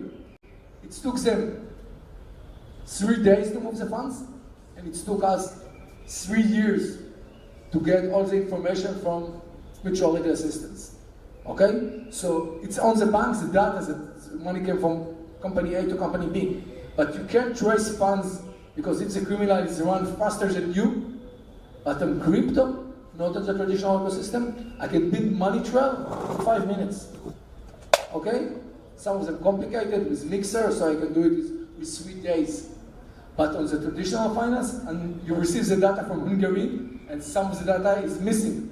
So you turn to them again. So you need a new subpoena in Hungary. After you receive the data, you will understand that you move all the funds from Hungary to China. So you turn to China, you receive the data after 3 months, etc. So to do money trail on the traditional finance will take years with all the bureaucracy and what's happened between countries. And these are only countries that share information with you. Countries that won't share information with you, you will lose the funds and you won't find the criminal ever. But in crypto, there is a lot of transparency. Not transparency of identity, like we mentioned, transparency of the money trail. So I also just want to mention, it's good what you said. I'll be staying here for today and the next few days. If any of you guys are interested in actually seeing how this investigation works, I brought my laptop and we can go through a scenario. And if you're interested, again, if you're in law enforcement or financial institutions, it's very important to know what's coming up. So just drive me on the side, ask me, and I'll walk you through. Probably the whole process takes maybe 20 minutes or half an hour to understand the whole big picture. So if you guys really want to see how our work is done, let me know again for you as well. And any questions from the audience at this stage? The audience is hungry. Okay, thank you for your time. Okay, thank you.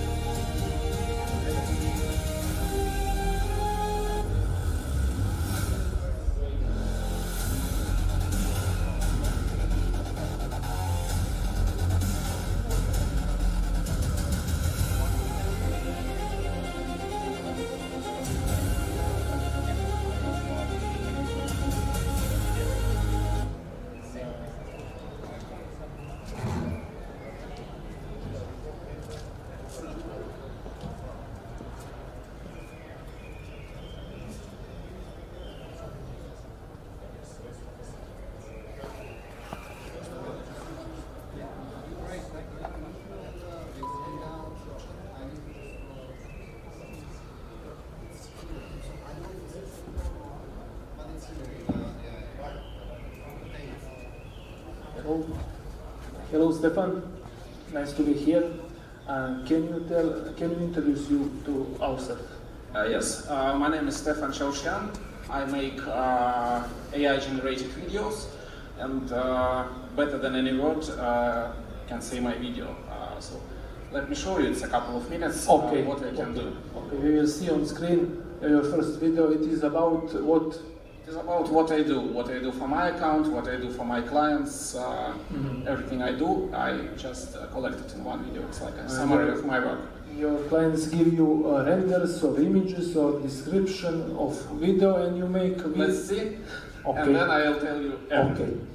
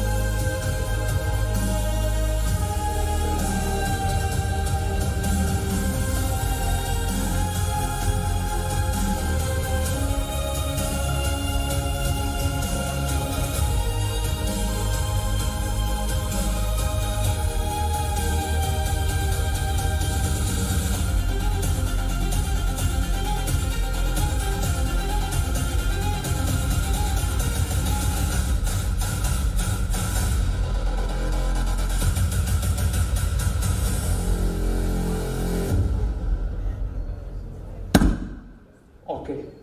Okay. Here was a lot of videos. One was for a Croatian data center for AI. They made it for Expo in London. One was for a government application to build a ski resort in New Zealand. The other was for a gas station development companies, the largest in South Africa, and a lot of smaller orders from different clients all over the world, from United States, from Balkans, from every country of Balkan, I suppose. And some of my videos that brought me 50,000 followers just in 3 months. There was a statistic nice just 3 months. Can you tell us, when a client approach you, how does it look like? Will they give you only images, description, renders? How they approach you? Everybody gives different footage to start. Some don't give even footage. They describe in words what description. They see. Yes, description. Some give renders. Some give just photo of location, and I need to implement something there. Sometimes I do from sketches, from drawings, anything. But final product is they are satisfied. That is it. Always satisfied. I have a brief that I send them, not to forget anything to ask. They see what they want. They write to me. They check all the options they want, and they cook a video. It is all handcrafted with AI. All videos are made by AI. All videos. All videos, all images are made by AI, but controlled by human. Controlled by human. Is it important or can be automated? Is it? I'm against automation because when you run automation, mostly you get slop, AI slop, and spend a lot of tokens. You have to control quality, you have to control every image, how they stick together. And you know, sometimes when AI make an error or some glitch, I don't know, sometimes it is even better than without it. You just need to see it. Sometimes the camera changes angle, sometimes some new mechanics, AI invents some new mechanics into your scenario, yes. And it often looks better. You need to choose what to take, and you don't need to overdo something. Yes, of course, you can push the button, and in the morning you have 100 videos, but 99% of them is flop, and you have run out of your budget. People must control. Control. Can we see another videos? Yes, it will be access videos. Another second videos are from mine. We can see here a real use case in real estate AI videos. From renders to scratch, from scratch to real building.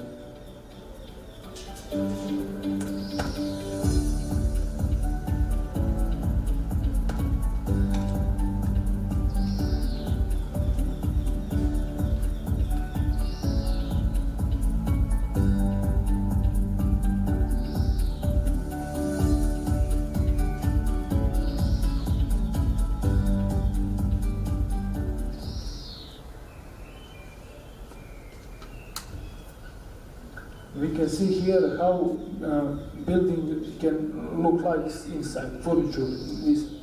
Can we do another video? Second.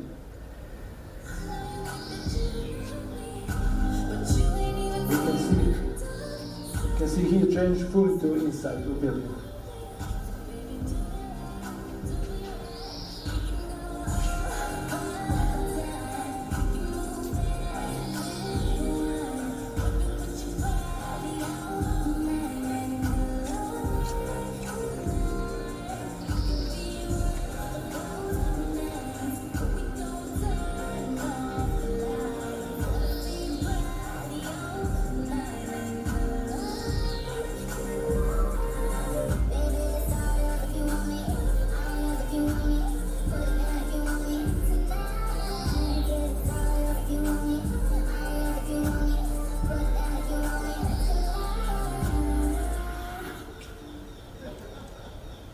So here different styles of furniture, of interior design here. We can see all of them leveraging AI models.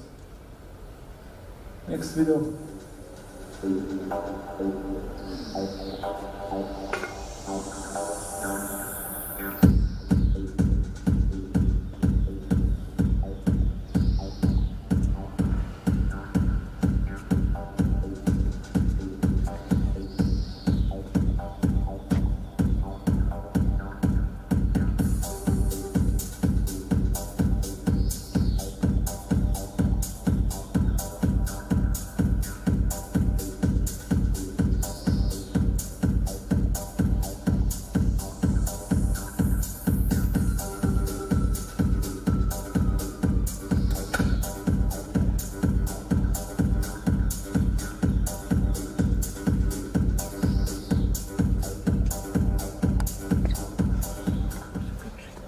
Idea for this project was from Brescia in Italy. I saw one interesting concept, but one made on lake in Brescia. Also get that idea and make the video for Budva. It is all possible. It is approximately 2-3 million to make, and it can work from April to October. All made by AI, all calculated by AI, and it is possible. I have a very good example from Montenegro. I know because business is something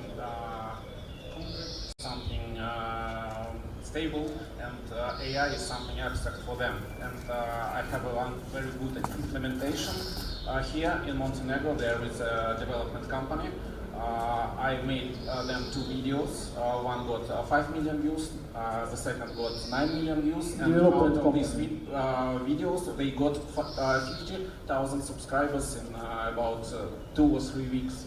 And now it is development company, construction company. Yes, it is a development company, construction company, and they also act like they use your videos to gain more followers, approach more clients. Yes, it is a free advertising. Yes. All the people who watch it, they are real, not bots, and they know about this company. They had a lot of calls about to buy apartments, villas, and so on. So excellent, excellent. It is like an engine to your business. Yes. Can you tell me what is overhyped in AI and what is overrated? Overhyped, there are 2 things that are overhyped in AI. First is automation, because you always can tell what is automatically made and what is tailored by hands and with love. And the second, what is underrated, is human. In AI, the human is underrated. Everybody is keen on agents, on automatization, and people are afraid they will lose their jobs. No. AI needs human. If there is no human, AI will do stuff only for AI, not for real people. This is AI with human soul. Yeah. My last question is, for a 20-year-old man, young man from Montenegro, where to start? Where to start? Just to buy a subscription with some unlimited stuff like Nano Banana or Veo, and try to experiment and to do what you like to do. You like football, make some football videos. You like music, make a snippet for your favorite singer and publish it, taking that singer. You will get, if you like it, a lot of people also like it. The singer or this team, just start making videos. You will gain followers. Followers will gain you clients, and clients will bring you money. Like on my page also. And it doesn't matter how old are you, 20 years, 45 years, it's AI, it's internet, and you shouldn't just watch local market. You can reach anywhere. Three months ago, I was just a video guy who shoots from drones, from phone, cameras, and so on. And now I make orders to New Zealand, South Africa, Michigan. That's it.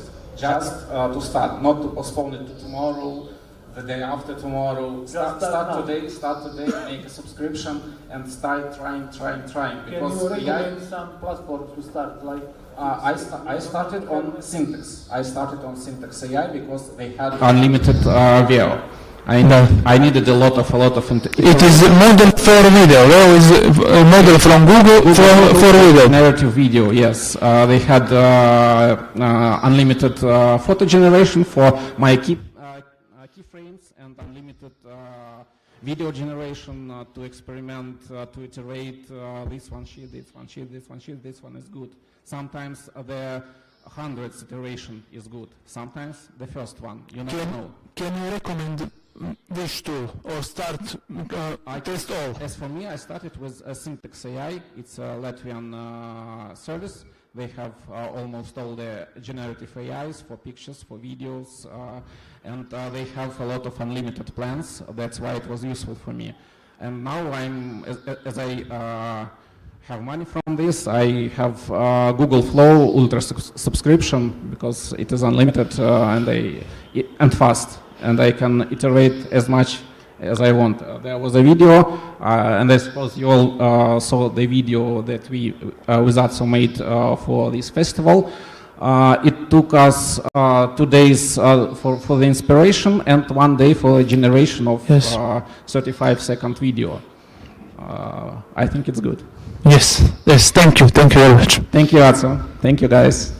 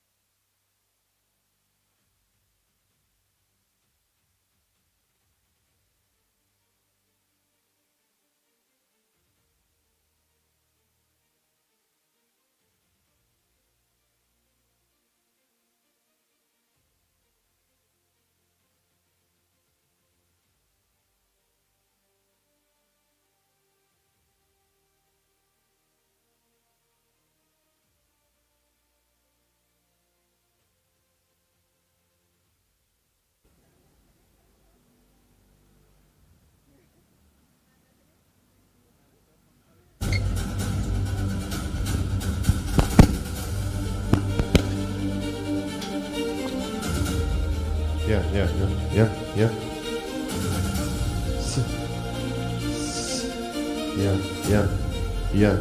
2, 1, 2, 1, 2, 1, 2, 3,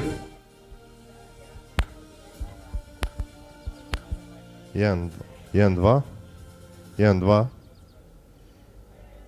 1, 2, 1, 2, 3, 1, 2, 3, 1, 2, 1, 2, 1, 2, 1, 2, 1, 1, 1, 2, 1, 2, 1, 2, 3, 1, 2.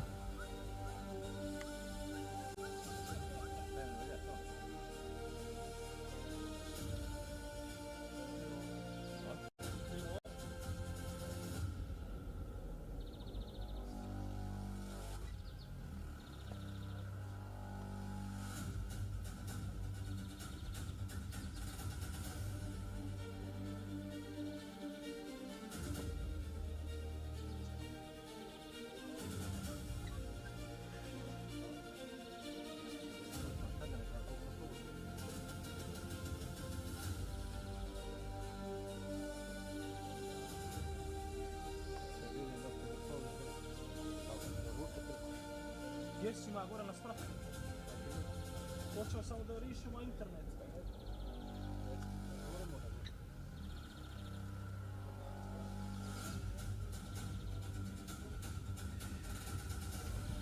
Jedan, 2, 1, 2, 1, 2, 1, 2, 3, 1, 2, 3, 1, 2, 1, 2, 1, 2, 3, 1, 2, 1, 2, 1, 2, 3, 1, 2, 3, 1, 2, 1, 2, 3, 1, 2, 1, 2, 3, 1, 2.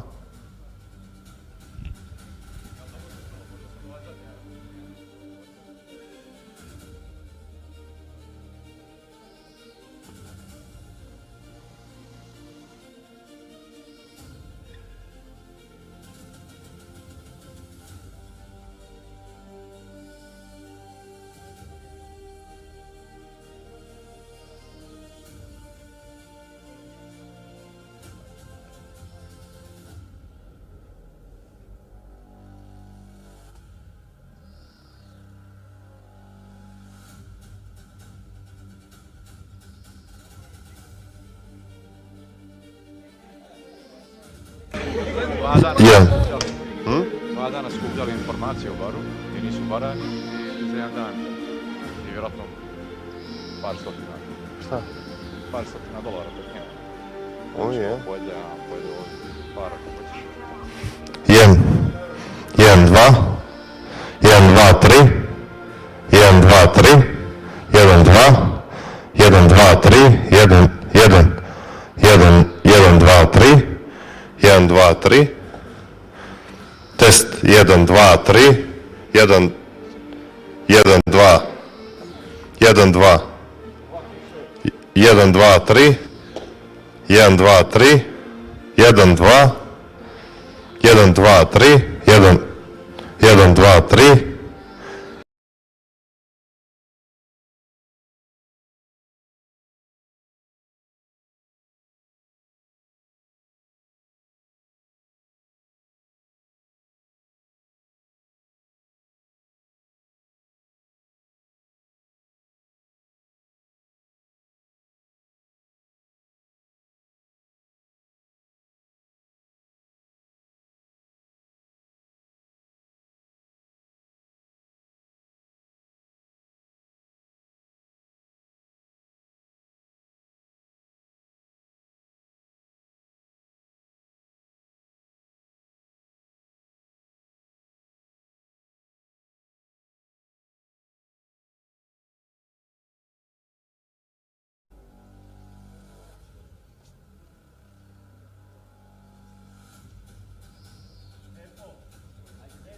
Ja samo nešto završimo.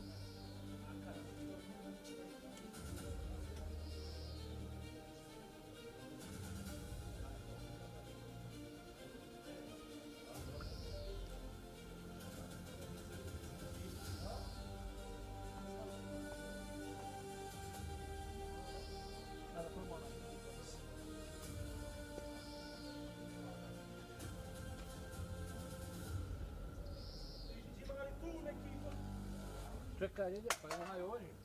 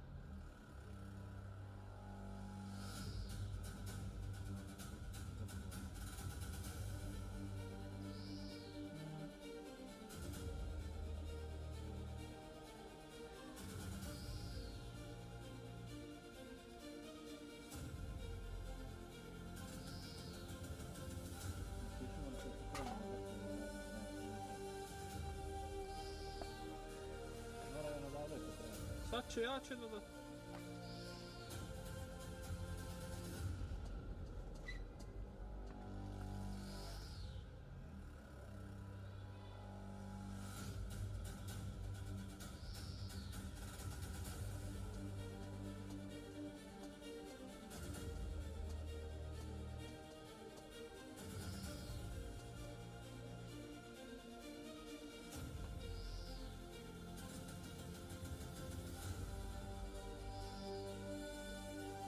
Türkiye'deki yıl.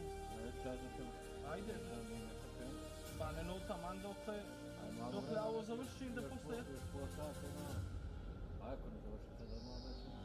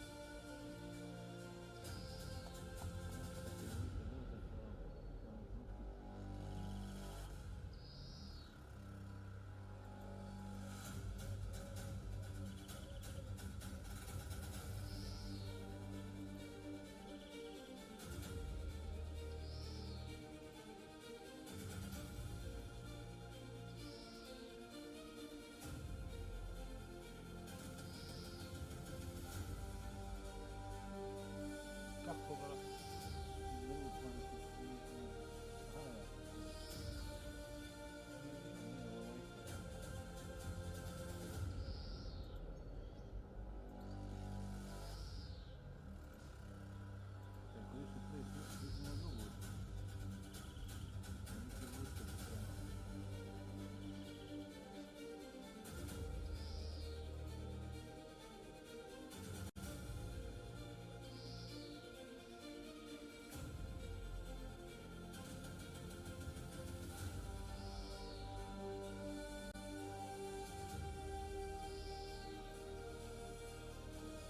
O majku ti jebe.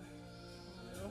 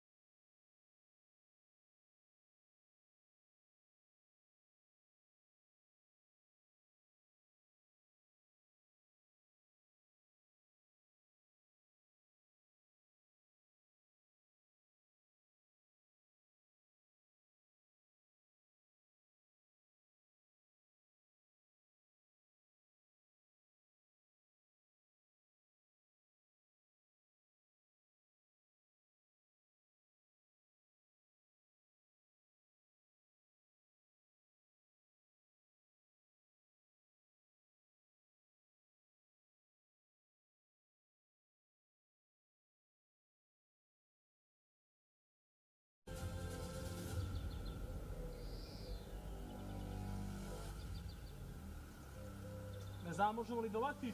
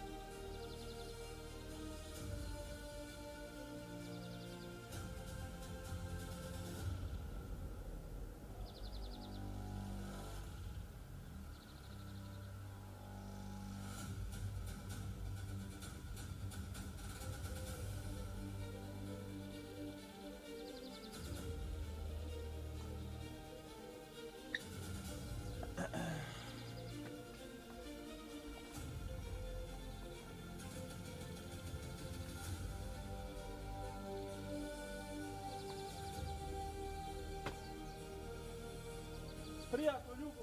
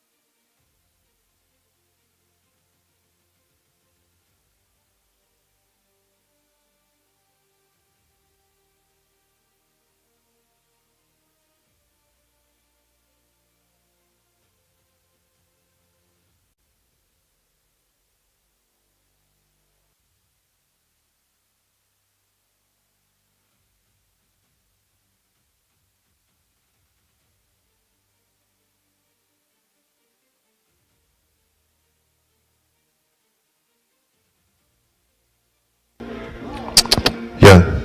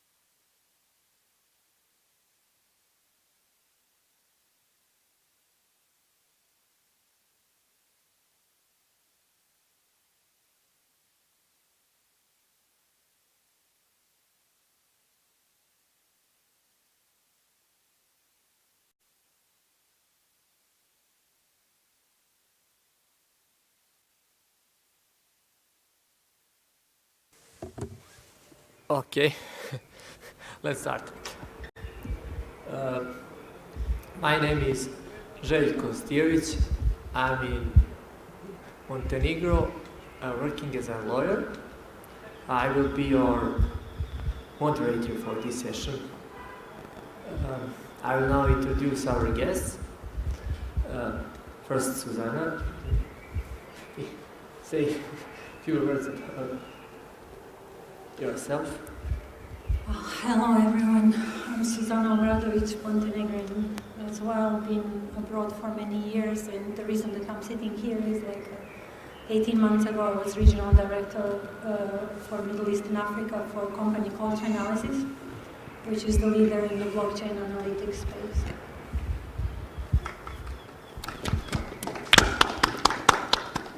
Next one is Jovan. Jovan, please. Hi, I'm Jovan Tishma. I spent years in blockchain space, mainly on Solana. I'm running a payment startup on Solana called BonkX, and I'm advising Belgrade Stock Exchange on blockchain technologies. And at last but not the least, Nikola. Yeah, hello, I'm Nikola Vukovic, and I'm CTO for PaySpot, which is the regional payment institution and e-money institution that operates in Balkans, in 3 countries currently, in Serbia, Montenegro, and North Macedonia.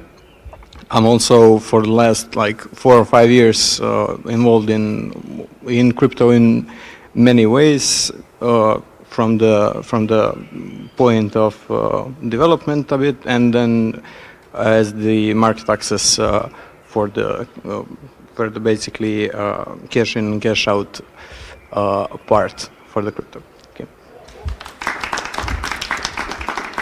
Okay, so this panel is about regulation, crypto and blockchain. So let's start with Susanna and talk about the regulation in the Middle East, and we'll continue in our region.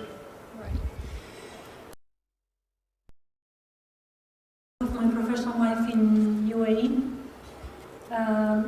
For about 3 years I was leading the Chainalysis team in Middle East and Africa, and one of the things which were impressive is being at the forefront of the blockchain space when UAE was trying to be the #1 in the world in adoption.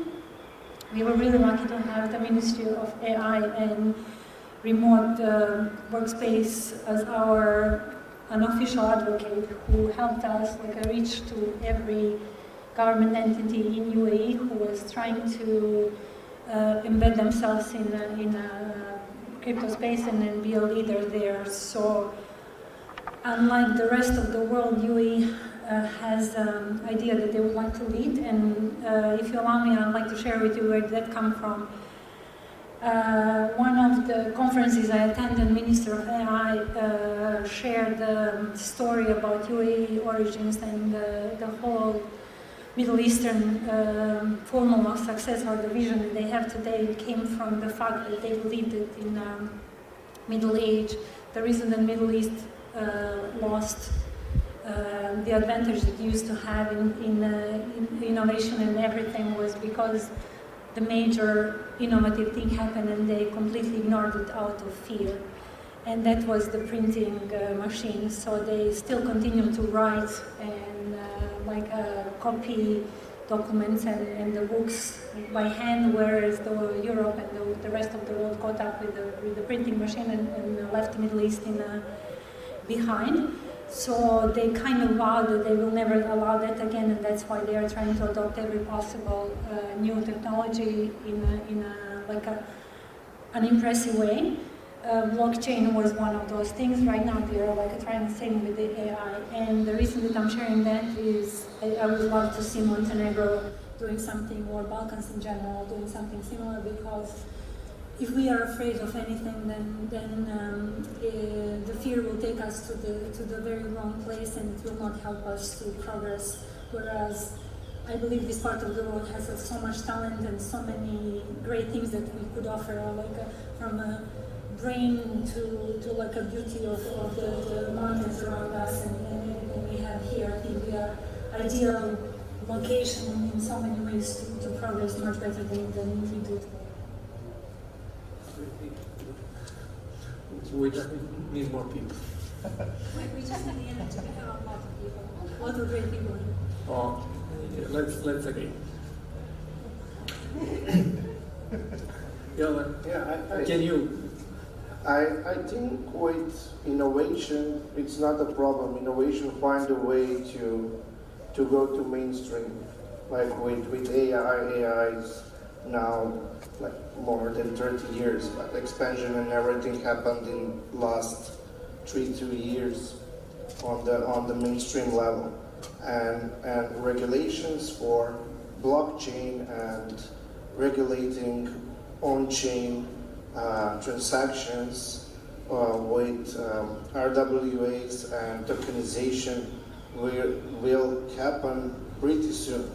Because now, after we have a dark part of the history behind us with the Biden administration in US, and Europe started to talk with our colleagues and people to make MiCA more usable, because like their first amendments and everything were really out of nowhere. They didn't understand the technology, they didn't understand the need of the people. So now, after Ethereum Foundation, Solana Foundation, Ripple, and everybody invested like, I can say like hundreds of millions in lobbying in EU, we have there. So I think what it's lagging here is that like the local teams and like the open Balkans, or call it however, we need like to unite the region and push like the regulations to be not the same, but on the same level, because the regulations that were in ex-Yugoslavia, Albania, and countries in the region are on the same legal background. So it's not so hard to change it on the same way to enable access to markets. And I think like with our position, without a strong equity offer, so we don't have stock exchanges that are working, like I don't know, like Montenegro Stock Exchange, I think some meme coin for one day have bigger volume than Montenegro Stock Exchange for a whole year. It's the same situation with Belgrade Stock Exchange, and I'm happy to see that they understand that and they want to innovate and to go forward with understanding how the tokenization and using of stable coins can boost our local economies. That's my opinion. Okay, thank you. And Nicola, can you explain us your opinion about situation in the region? So yeah, basically, as Jovan said, I think the market background and the framework is here in the MiCA regulation, and that is what we should and we will have to follow. For example, in Montenegro, but that gives us a really good background and to work with, and we can implement it with our own flavor if that is needed. And every market has its specific. Even in the Balkans, we cannot view the Balkans as a single market, even though we should do it from the regulatory perspective. And the MiCA, the part of MiCA which is really good is the MiCA passporting, which is once you are regulated CASP or VASP in one region, you can passport that regulation and that certification in all the other countries. That would be great if the Balkans have a single united one under the one regulatory and under the one compliance, let's say, framework. But still, to have freedom to implement some local laws which would solve the situation for that specific country. For example, the good example of that is the PSD2 regulation, which is implemented, as we all know, across the Balkans. And for example, if you take Montenegro and Serbia, that regulation works. It works the same. It's the same. Basically, it's the same legal framework, but the implementation is completely different because the in Serbia, the banks, for example, and the financial institutions are not obliged to implement it, and in the Montenegro they are. So the result of that is basically here in Montenegro, which is the smaller market by any measure, you have more use cases and more implementations of PSD2 than you have in Serbia, which is absurd. And that is basically the power of localizing, and we have the background framework, and the thing is how we are going to implement it. We can implement it in a good way or in a bad way for that specific market and that specific economy. Okay, thank you. And Zara, can we, as I understood, your specialization is a tracing, so can you explain us how it's working in your industry? Yes, so basically the channels as a company was established upon the first very big case in the industry, and the previous CEO was one of the people who was very interested in like understanding algorithms or how does this whole thing work. So because the whole crypto space has this stigma around the world still that is very prone to criminals and to, in reality, if you are one of the victims, you will see everything bad, right? But I believe the last year Chainalysis report says that it's still less than 1% of the transactions that is illicit. These numbers can change over the years because this year they will look at the number, and then next year when they revise the number there will be new cases that are established, but it's always a minimal difference. So we're still talking about like billions of transactions that are completely legal and normal and are happening, like people are transacting. It's really borderless, so it's very easy to use it compared to the traditional banking where you need dates. Like I love to share my case. Like I was trying to send money to my brother for some, I can't remember what kind of case. It was super important. Money returned 3 times. I lost 300 euros and never got the money to him when it was needed. Right? So what I mean is, like by that is crypto and the whole blockchain industry is here to stay, and I believe the financial institutions, in particular banks and so on, should take a serious look at it and start implementing it. As an example, in UAE, when I started working in Chainalysis, the banks were very prudent, so we would go there, discuss with them, we show them the technology. They're like, okay, this is super nice, but we are like a thank you no. Today, with any bank account I have in UAE, I can buy cryptocurrency through my banks.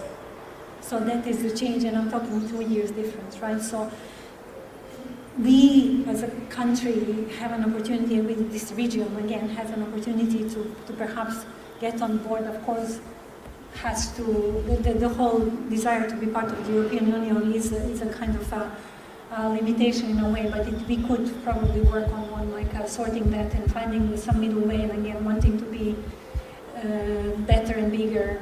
I believe that Paul, I don't know if he's still here, he was presenting options in the morning of like what we could do if we had that desire and energy to go there. Can you tell us some extreme cases? I can't speak about it, but it's like yeah, I can speak about Nigeria as an example of like I know how these things are done in an appropriate way. But what I want to say, like the crypto is actually very safe. The problem is education, as in anything, right? So if people are educated and they know how to like I don't know protect themselves, it's one of the best options for you to like do your finances, right? Of course, we always think in like I don't know the number of dollars that this cryptocurrency is. So we always convert into our world, but in reality, we should start thinking of them as a currencies.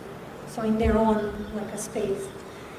The example you want to hear or you would like me to share is like one of the countries I worked with a lot was Nigeria, and so we were trying to help them to regulate and to like, so we work with all the central banks in these countries you can think of. One of them is Nigerian Central Bank.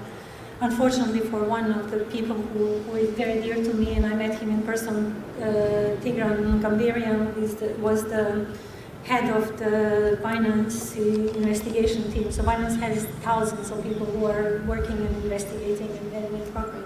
He was in Nigeria educating them. When they captured him and kept him for 11 months, I believe, in the jail. So he's 10 months. Thanks, Amit.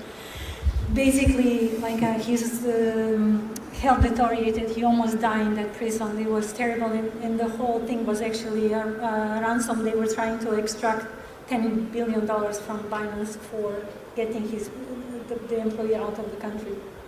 So Nigeria is the country that is actually one example of how crypto should be used, because unfortunately for them, they don't have access to the currency, so to use the currency, so it's used in everyday life, right? Nigerians pay their electricity bills or mobile bills. They use money to like crypto in the way that it was intended in the beginning, right? And sadly for them, the country, like the top of the country, doesn't like that. So again, going back to the regulations, they are really important, and when they are like created with great intentions, it can actually help to the nation.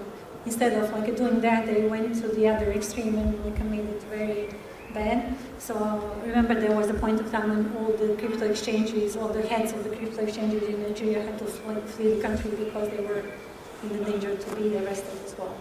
Eventually, they got like on board, and then now it's much better. But this is one of the examples, which is the very extreme. Interesting example, for sure. Johan, can you tell us about market access to the banks and financial institutions and compare it, how it works in Middle East, in EU, and in our region? So I think the region, like our region, is really lack of access to finance for projects, also for the SMEs and companies who are doing like brick and mortar or their startups, but they don't have like where to get the money. So I think if we solve that with regulations, how people can easily, like, they're investing in cryptocurrencies or in stocks, like if they can do that with LLCs and companies who are closed ENCs, like that they can do really great job, because like here in this region you can invest only in one thing, and that's real estate. Or if you are a bank, you are safekeeping money by buying government bonds, and that's it. So the whole, there is a big dark hole of lack of potential here, and people have money, like, and then like we will get a better prices for our real estate, like more organic, because then people can invest something that will give them better returns. And I think also what we can learn from Middle East and Europe, like when you travel in GCC countries and you have like the visa from some of big powers like China or US or everything, they, you know, like if you put your due diligence, they give you like the visa easier.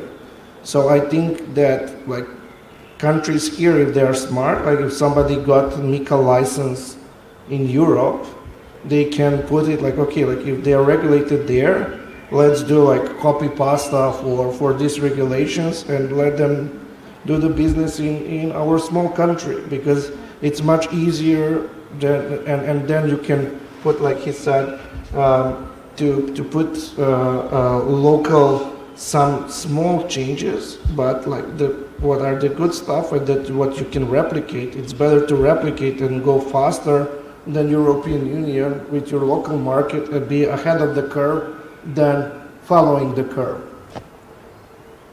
Yeah, interesting. And Nicola, can you tell us about tooling? Yeah, so basically, what is the just as Jovan said, the options here in the Balkans are very limited, not just in terms of opportunity to invest, but also in the more general tooling that you would need to run an electronic money institution or a crypto exchange or something like that. For example, in Serbia, we have just two crypto exchanges. In Montenegro, currently we have none.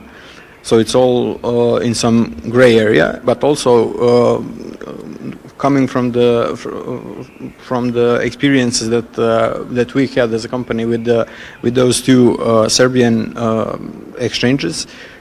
I can tell you it's a very slow and tedious process because it's a very bad example of how actually a very good example of how the regulation can cause problems instead of solving them. So, for example, one of those two exchanges just had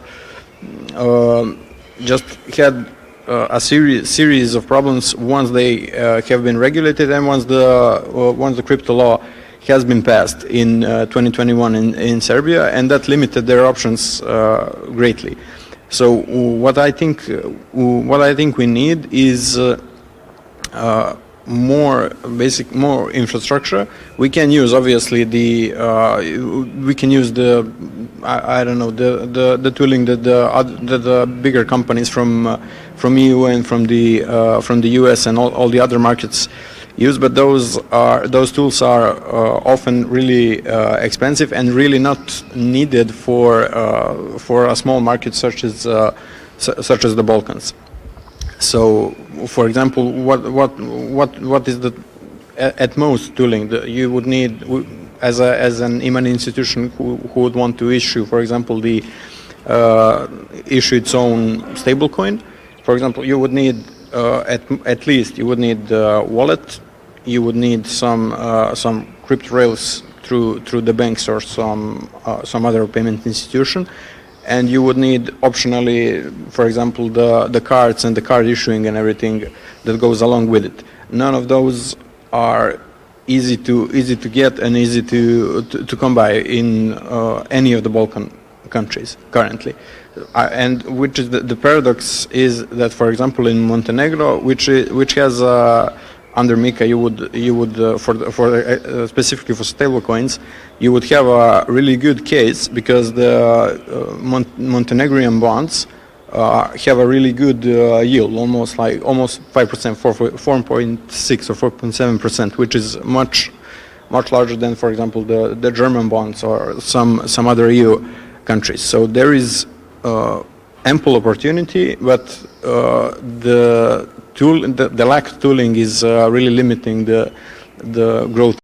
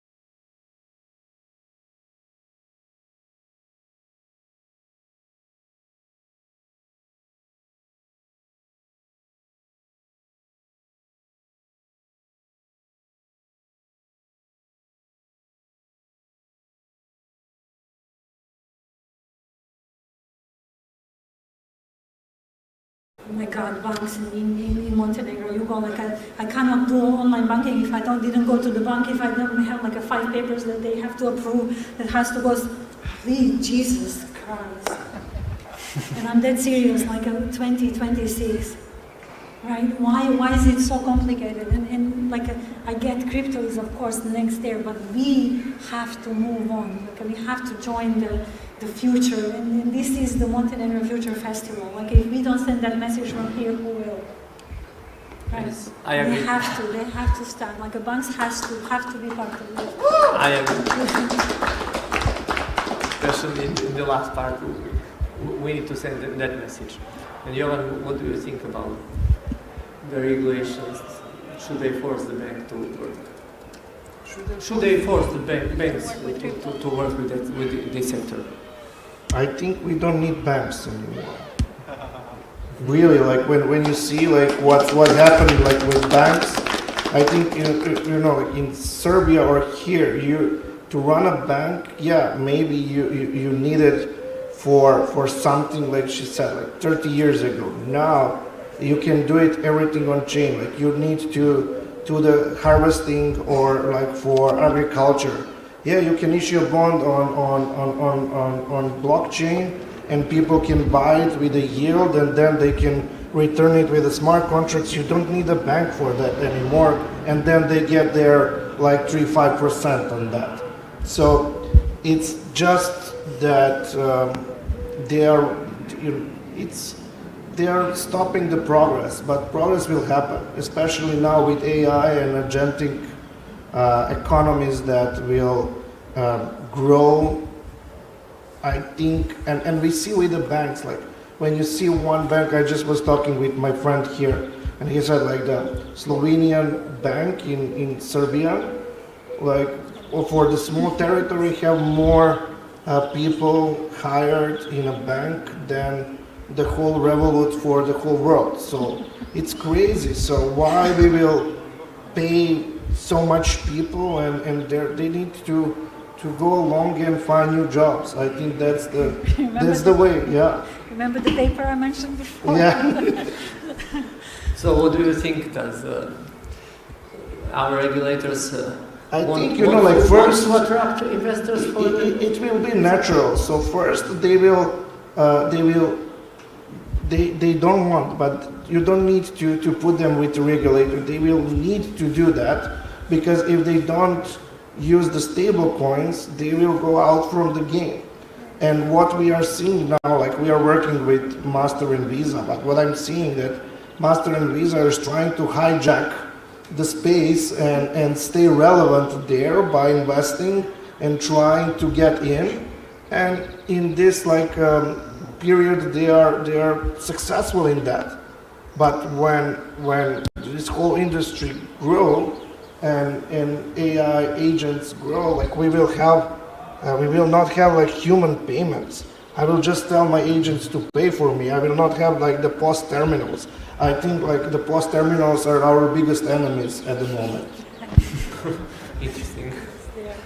And Nicola, we have been talking about this subject previously, so I want you to share with us your opinion. Does the regulators creating two-tier market where only heavy capitalized companies can adopt?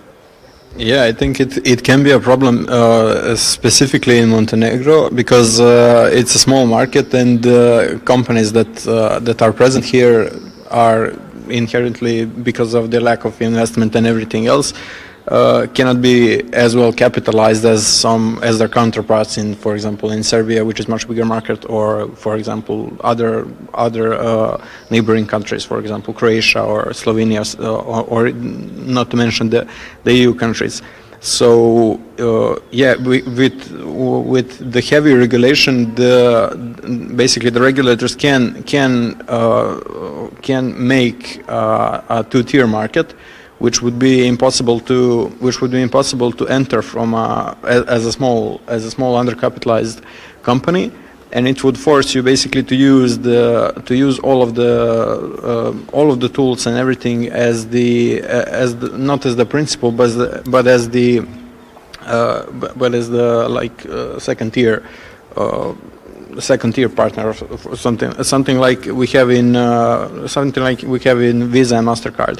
So the banks are principals, and then you have the added partners which are which use the bank's licenses to operate, which all of the actually not all, but most of the crypto startups use, apart from some of the bigger players.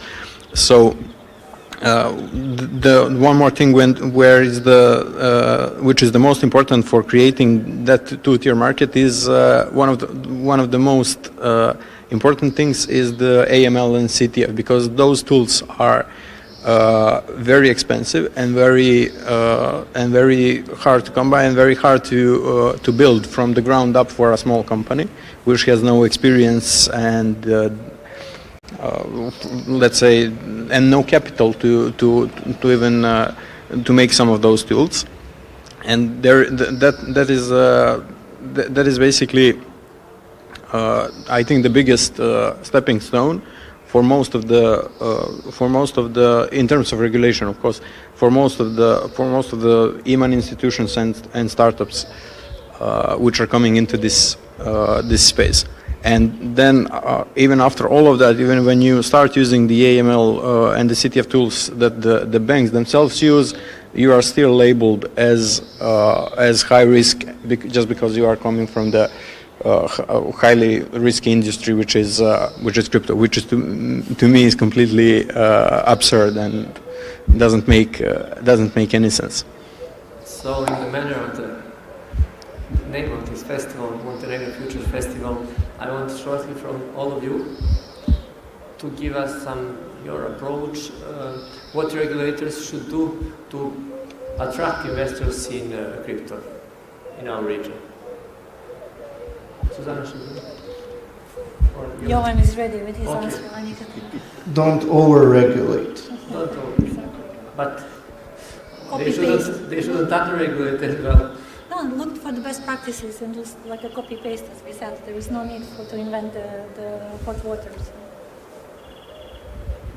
Yeah, there is many great examples in UAE and all over the GCC region, which can be, I think, copied, and any regulation is better than no regulation at all, which we have currently. So I would urge them basically to make just to make any law, any legislative that they need, and then we can iterate on that, which is much better than the state that we are in currently. We perhaps should think about like an investment that comes with this whole thing. And I know Nicola said a couple of times like these tools are expensive. What is expensive? Like you think of the billions of dollars that can come in the tool that costs 100,000 whatever. Like I'm coming up with the numbers is not usually expensive. But again, as you said, like small companies there has to be a big sponsor or somebody bigger who is ready to like focus on this and start and do it properly. So basically, first we need to bring the law on crypto. Yes. And after that we can make it better if it can. But first we need to regulate it and start attracting the investors. So that be our message from this panel. Regulate crypto in our country, in our region. And educate. I will not say regulate crypto. Like, let's go from banks black box to open box. You know, open Balkan, like open box. Like let's open that box and like it's much easier to launder money if you have support from the government and bank who is like AML compliant. Yeah, right. It's much easier than if you see that on chain and then you can see where that money goes and everything. Like, and you can use like ZK compliant solutions that exist now and everything, and we will live in much better world. Yes. Okay, thank you for sharing your opinions. You was inspired. Thank you for having us. Thank you for having us.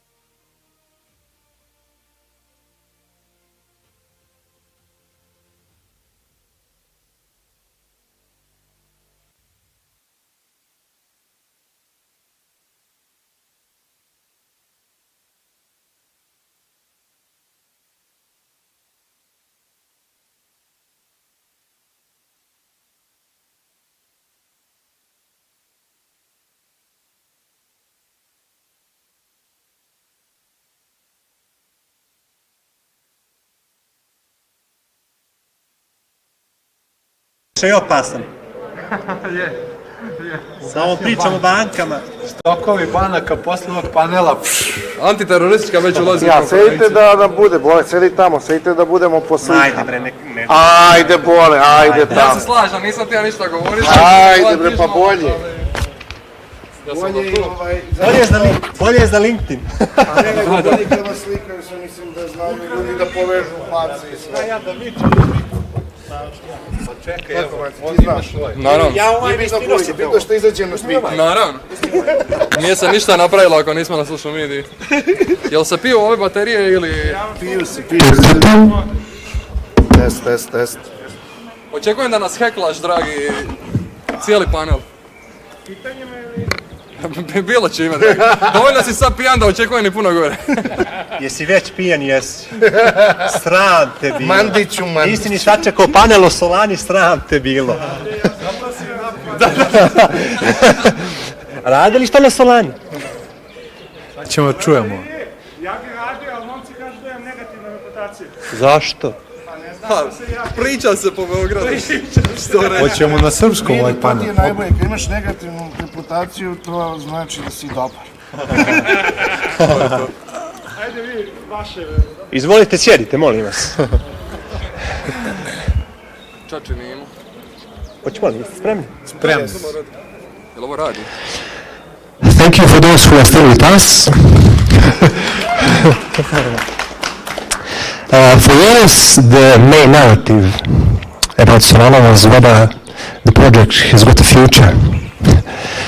Today, that narrative is completely shifted to some of the most exciting community and the fastest growing blockchain in the industry, who has managed to attract some of the brightest builders who are building what I like to call internet capital market. On this panel we are going to talk what happens after the survival with builders who decided to stay build, not because Solana was an underdog, but because it offers better tool, it's a better community. More about Solana and Solana ecosystem we are going to hear from the perspective of the founder, developer, academia, and last but not least, community builder. So we could start by introducing yourself and telling us what you do. Ti ne moraš Jovane, ti si već.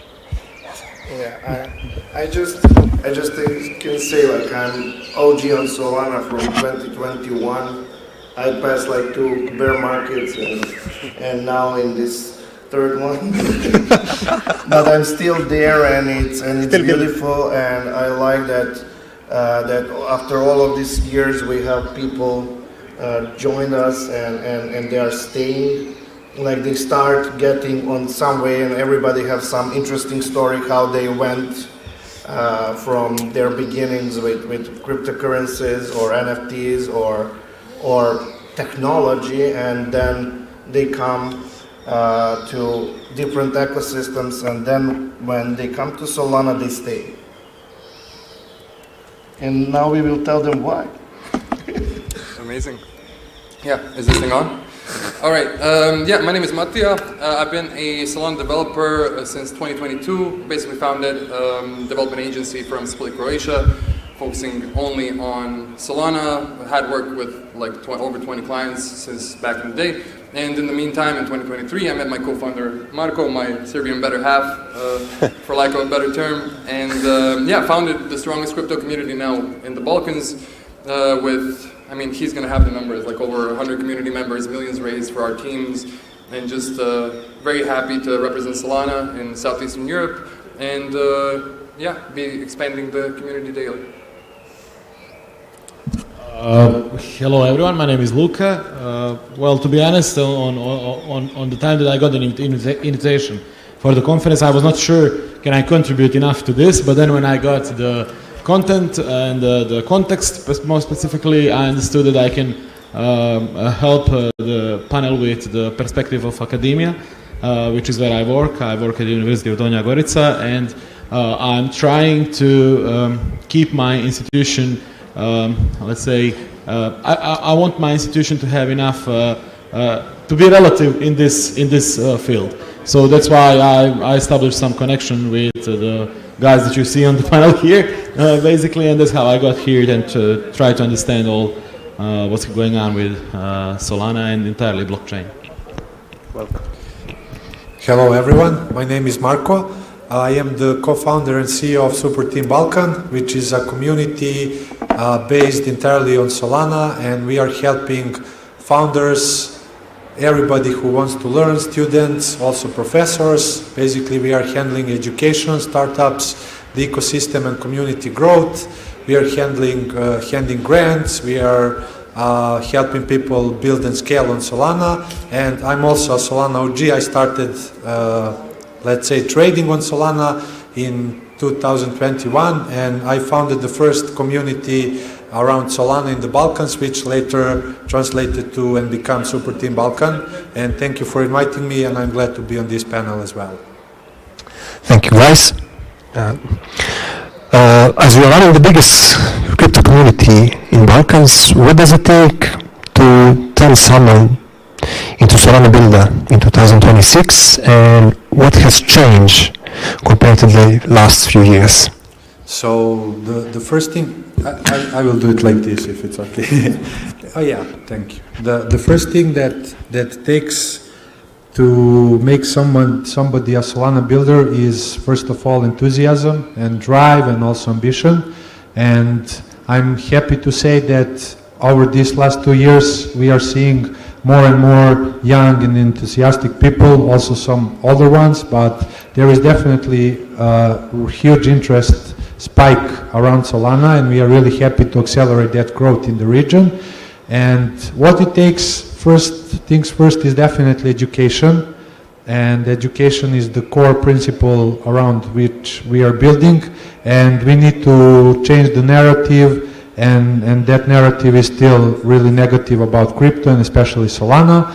But basically we are teaching people about the technology, about ways how they can build, how they can learn. So education is the number one thing, and the second thing is giving people the support, giving people the canvas, giving people the tools, the resources, and the love in the end to help them grow and scale and build. And also what is really important is that we are trying to explain to people that it's a safe space where you can learn and grow and build. So I think if you combine all of that, and if you explain why is Solana the best blockchain to build, it's much easier. So to answer the second question, what has changed over the last 6 years?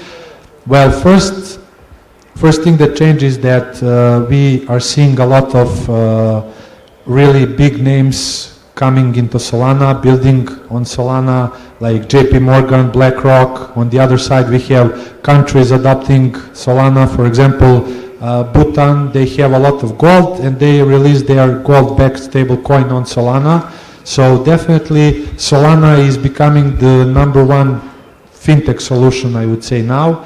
And what has changed is the narrative. It's not casino, it's not shitcoin chain, it's not speculations. It's the technology that is super fast, super reliable, super scalable, and more people are understanding that and coming to build on Solana from all kinds of levels, be it a builder, be it a student, be it a big company, a bank, whatever. So definitely, ultimately what is changing and what will change even more in the future is that Solana is becoming the best place to build, whatever you do. If you are building something related to governments, infrastructure, DeFi, AI agents as well, the narrative has changed, and we are seeing that in numbers as well. The biggest inflow of stable coins are on Solana. The last year chain revenue was 3 times bigger than Ethereum, $1.5 billion. So basically, if we see all the numbers of active wallet addresses, new developers, stablecoin transfers, everything, Solana is the place to be, definitely. Thank you. Mattia, from a developer perspective, why developers choose Solana? Is it perhaps because of the performance, community, or maybe Ethereum is becoming a standard? So yeah, I mean, it heavily depends on what you consider a developer. There's people that will call, Pump.fun coin deployers, developers, and things like this. Starting out, first of all, most people are coming here because you have users, which is unfortunately still in 2026 somewhat of a big thing to say for a chain. We're seeing other chains with virtually no volume. So if you come to Solana in combination with the support network that Marko has been mentioning, you definitely will be getting traction and will have a better pursuit of PMF and finding product market fit, because it's hard to validate an idea when you don't really have any users. Other than that, the ecosystem for devs looks very different than when we came in 2022. Stuff has really gotten much better. You used to not be able to trust RPC. Basic things were just not in place. And now this stuff is set up better. It's still not perfect, but much better than on any other chain, I would say. Ethereum would be the only valid comparison with a very healthy dev ecosystem. But additionally, what Solana does have, which ETH doesn't really have, in my opinion, is the speed is not like the speed of transaction execution, especially when we get these new innovations that are coming up. It's not as simple as just it's faster. You really do get unlocks of other things you can do that you just cannot do on chains. And Solana, even today, Solana is still too slow for some use cases for high frequency trading and all these things, and we're still trying to get better at that. But currently, as stuff stands, we truly are the strongest developer ecosystem, and as he mentioned, we now have, finally in 2026, we are the chain with the most active developers. Thank you. Look, we often hear that Web3 is the future, but tech moves faster than textbooks. How do you balance teaching the theoretical foundation, give introduction of specific and modern tools? Well, as I said, the main idea why I personally came into the story is to stay relevant, to try to follow everything what's going on. And it's a big and tough mission for all universities to stay relevant in this story. It's not just the point of, or the matter of will and good habits or whatever. It's more the matter of legislation, first of all. Universities are big institutions with a lot of legal matter on their back, and they need to apply for multiple different legal documents that allow them to teach a class, any class. And according at least to Montenegrin legislation, you're allowed to change or update up to 20% of the stuff you teach in between two accreditations, in example. So therefore, with all the best intentions, with all the best efforts, you cannot take that much of the most novel things into the academic sphere. What you can do, luckily, is organize or provide with additional content with outside of the classes, of the official classes, which is exactly what we try to do. We were happy enough to host several different speakers or lecturers in terms of Web3. Mattia was there a year ago. It was a full house. Everyone was interested, I would say so. But what I realized and what I think is important to point out here is that I found out that there are people at university working in Web3 or building, especially in Solana, that we couldn't even guess that they're doing that. That there was no tell that these guys are the part of the of Web3 world. And once the lectures are done, they always approach us, although a bit shy. I don't know if they don't want to dox themselves or what, but they're doing it.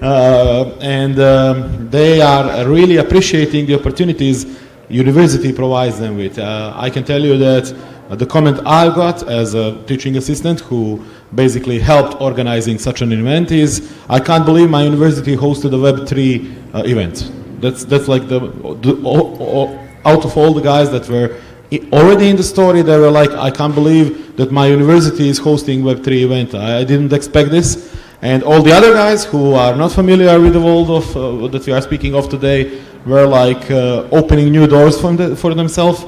Those were basically stunned faces because it's not quite easy for someone who is completely unfamiliar with Web3 to get him to be very understanding at the workshop or a lecture of that kind.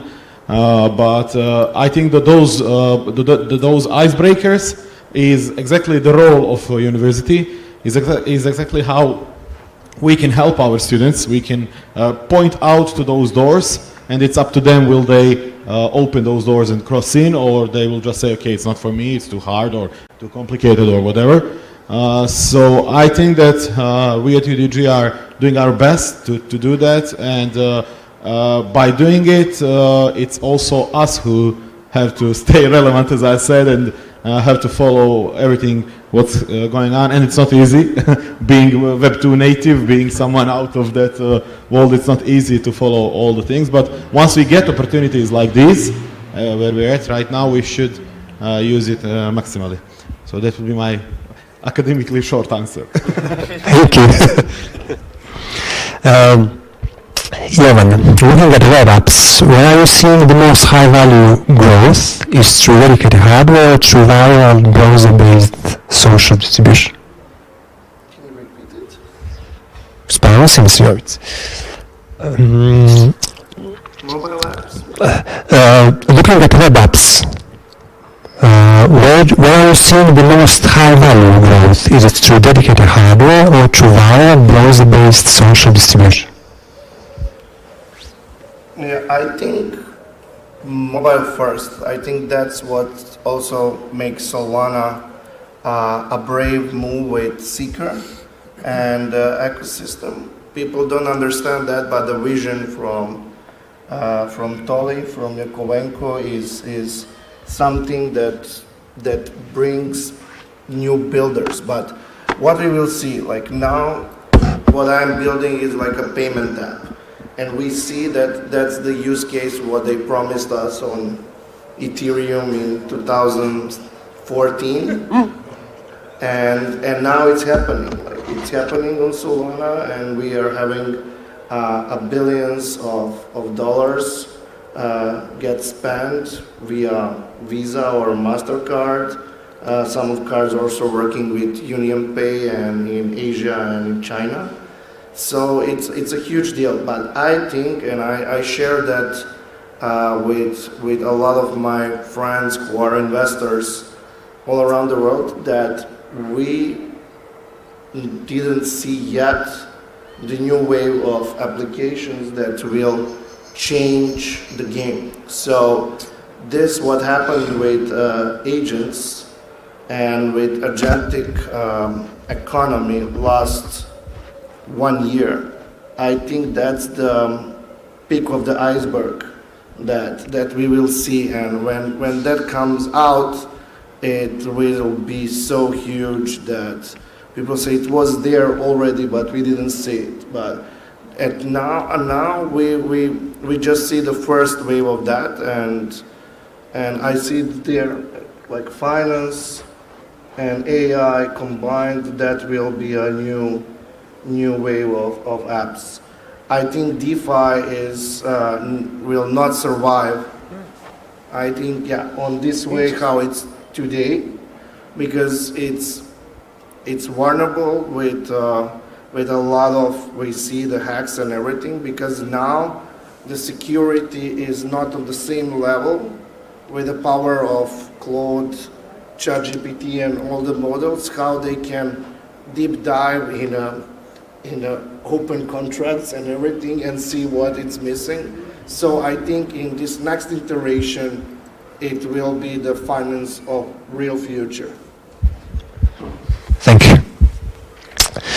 Marco, your community has produced 8 hackathon winners who raised over 8 million. Basically, what separates winners and losers? Sorry, can you repeat the last thing? Pardon? What happens? What separates winners and losers? Oh, what separates? Well, it's a bit similar answer to what I said before, but drive, enthusiasm, and also I would say maybe one of the most green flags that I see in good founders is a willingness to be wrong and to learn from it. And the way they receive the feedback, sometimes it can get harsh when we are giving feedback to them, but in the end we are trying to get them ready for the real world when they start fundraising, talking with VCs, angel investors. Like they will literally try to kick them out of the room. So in my opinion, maybe one of the most important things is the willingness to learn, to grow, and to say, okay, I was wrong, this is not good.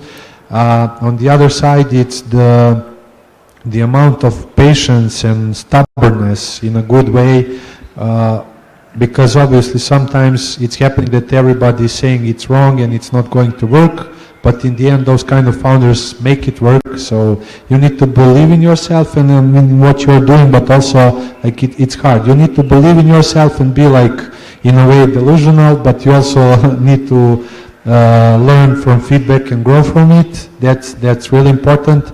And also in our case, we are working with over 80 startups at this point for the next Colosseum Hackathon.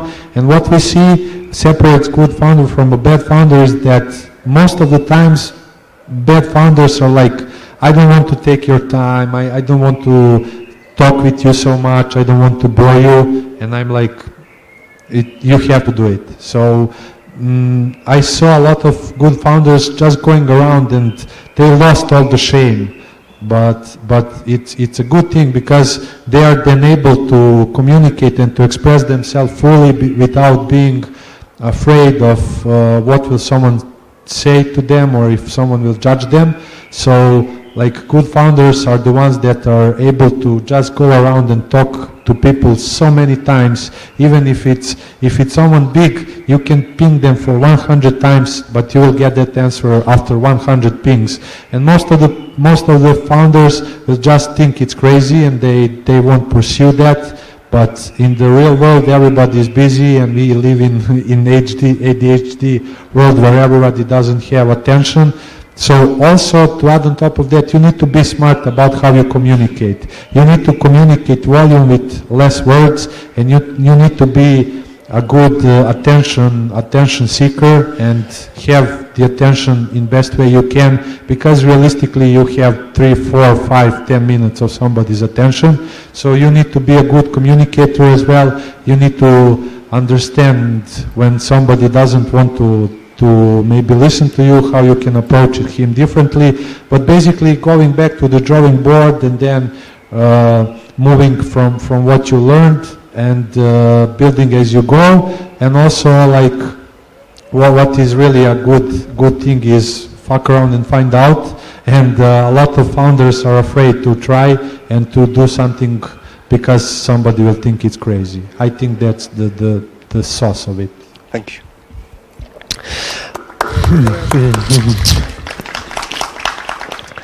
Mattia, what are the latest development in Solana from a technical perspective? What excites you the most? From a developer perspective, there's a lot happening. Jovan touched on a lot of it. Like AI is really kind of changing what is going on in the ecosystem. Things that would kind of stick out as relevant ones currently. So for those that may or may not know, Anchor is like kind of the main framework from Solana Foundation that's been used for the past 4 years or so, getting improved, and we finally have a second contender from the guys at Blueshift, in my personal opinion, and they're my competition, the best devs on Solana by far. Those guys are insane. And now it seems there's a kind of a battle going on whether Kesar, their new framework, will kind of come out on top, and I personally see that as the most likely option, or the foundation-backed Anchor to kind of continue being the main thing being developed. We'll have to see. The second thing I also touched on previously, it's Alpenglow, the kind of new finality mechanism that's going to come out it's kind of the update of the Agave client on Solana, and it's going to take the finality of a transaction. So that means like you're going to know that a transaction is 100% confirmed and it won't budge from around like 11 seconds currently to 300 milliseconds, which is the current actual block time of Solana. That's going to unlock a huge number of use cases. Other than that, it's kind of very hard to separate crypto from AI these days. Like, you know, AI is just eating everything. Crypto always has had this kind of startup culture. Everybody's kind of trying to grind and take all the tools they can get at their disposal. And it's very much showing. Like, we are now intermingling crypto and AI in a major way. Josip is sitting in the audience. He's one of the guys definitely deserving of getting credit for that as well, where we're getting the Anthropic community kind of closer to us crypto guys. Basically a lot happening. It's the kitty cat meme of like, I wake up, there's a new innovation happening every single day. If you go on vacation for a week, you're done. You're staying in the permanent underclass because you didn't check out the Codex preview that came out last night. You know, everybody's on their toes. There's so much happening that the duration of the panel would not be enough if we go along everything, but seems like we have a very bright future ahead of us as long as people stop handling their multi-sigs poorly and DeFi protocols keep getting better. Thank you. Luca, Solana is not just for developers. It involves economics, law, even art. How universities get involved, students from non-technical backgrounds, to see the brighter sides of this ecosystem? Thanks for the question. Before answering that, I want to just address something that I thought of while listening to Mattia. He has trouble keeping up when he's on vacation for 7 days. You can now imagine how hard it is for universities to keep up with anything happening. So that was my whole point. As you said, even me, when I started delving deep, thanks to Super Team Balkans, when I dove in what's going on, when I kind of saw the opportunities and things going on in the market, especially the job market, which is something that our students are most interested in. I saw that, okay, of course, the developers are in the best position, most wanted and stuff like that, but in example, on the super team bounties section, I would say that developers are like 30%, and I'm just guessing this, I don't have the exact data, obviously, but we should say that 70% of it is other things that kind of belong to other faculties of our university. For us, it's a good thing that we have 13 faculties at one building, at one place, which means that the guy who is living Web3 world can find himself a designer, an economist, a lawyer. Hopefully he doesn't need him, but if yes, he can find it all in one building. And therefore all the activities that I was mentioning in my previous answer were basically open for everyone. And what happened is that at two of those, we kind of had a situation similar to Super Team Bounties, that 70% were not from the IT faculty, but were graphic designers, were economists, as I said, even some entrepreneurs, which we have, or the second generation of entrepreneurs, for which this topic is very interesting. So, as I said, it's our job to open the door, or to show the door to all of them, and to kind of push them into their perfect door. It's not the only door that we are opening, but we are trying to open all of those. So I would say that as for the developers, as for everyone else, it's only up to us to stay relevant and provide with opportunities. Thank you. And to finish off with Jovan, is the future of Solana being a real settlement layer for banks and giants like Visa, Circle, or perhaps is it the backend OS for millions of autonomous AI agents that average person uses without even knowing they're on the blockchain? Both. Yeah, both, because as I said on the last panel, like, institutions will be there. They need to play this game, not because they want, but they need to be here. Because Solana is a new Silicon Valley.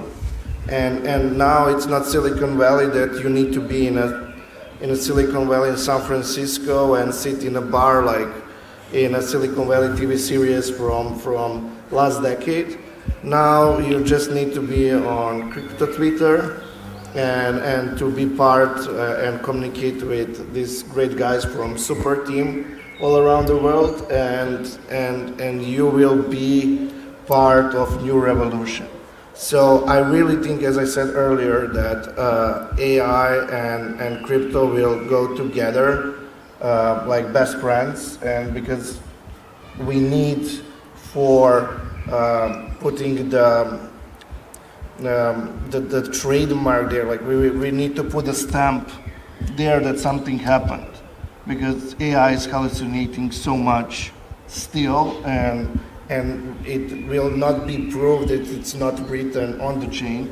So as I said, like the banks and AI are black box, and we need a white box, and then it's like you're connecting the universe. You have like a good and bad guys together, and they are making the universe.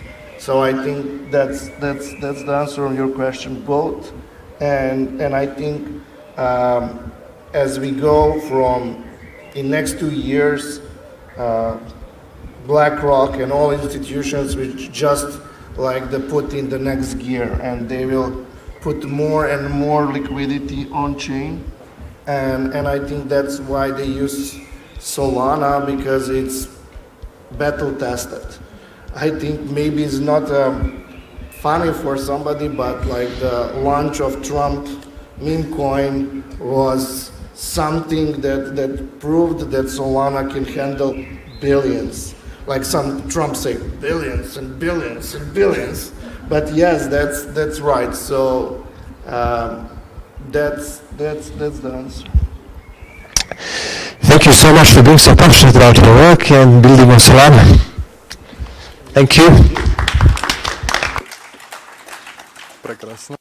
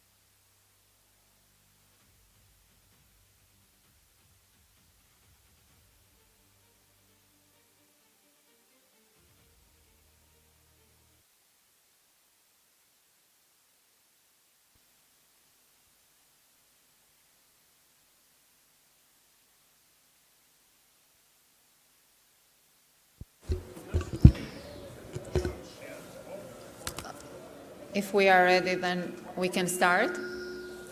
So, good afternoon, everyone, and welcome to our panel titled Under the Hood, AI Infrastructure, Agents and Tooling in 2026.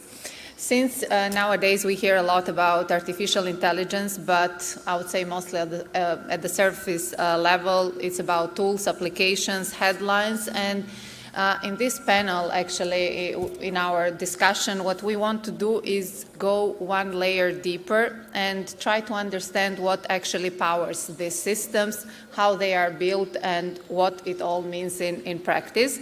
Of course, we will keep this discussion grounded and accessible, so even if you are not from a technical background, I believe that you will take something useful away with you. I'm very pleased to be joined by a great group of speakers here today. We have Dipesh Makwana, team lead for AI at Alibaba Cloud. Our next speaker is Miodrag Vujkovic, AI strategist and innovator at Oracle.me. Ivan Šoć, founder of Five Group, and Jakša Vučković, technology strategist and engineering leader at Oracle.me and Codomain. Thank you all for being here, and I suggest that we immediately dive into our discussion. Dipesh, if you allow me, I'd like to start with you, given that you are coming from an environment where AI is already widely adopted. Can you maybe help us understand what are the AI agents that we are hearing so much today about, and why are they getting such an attention? Sure. Thank you very much.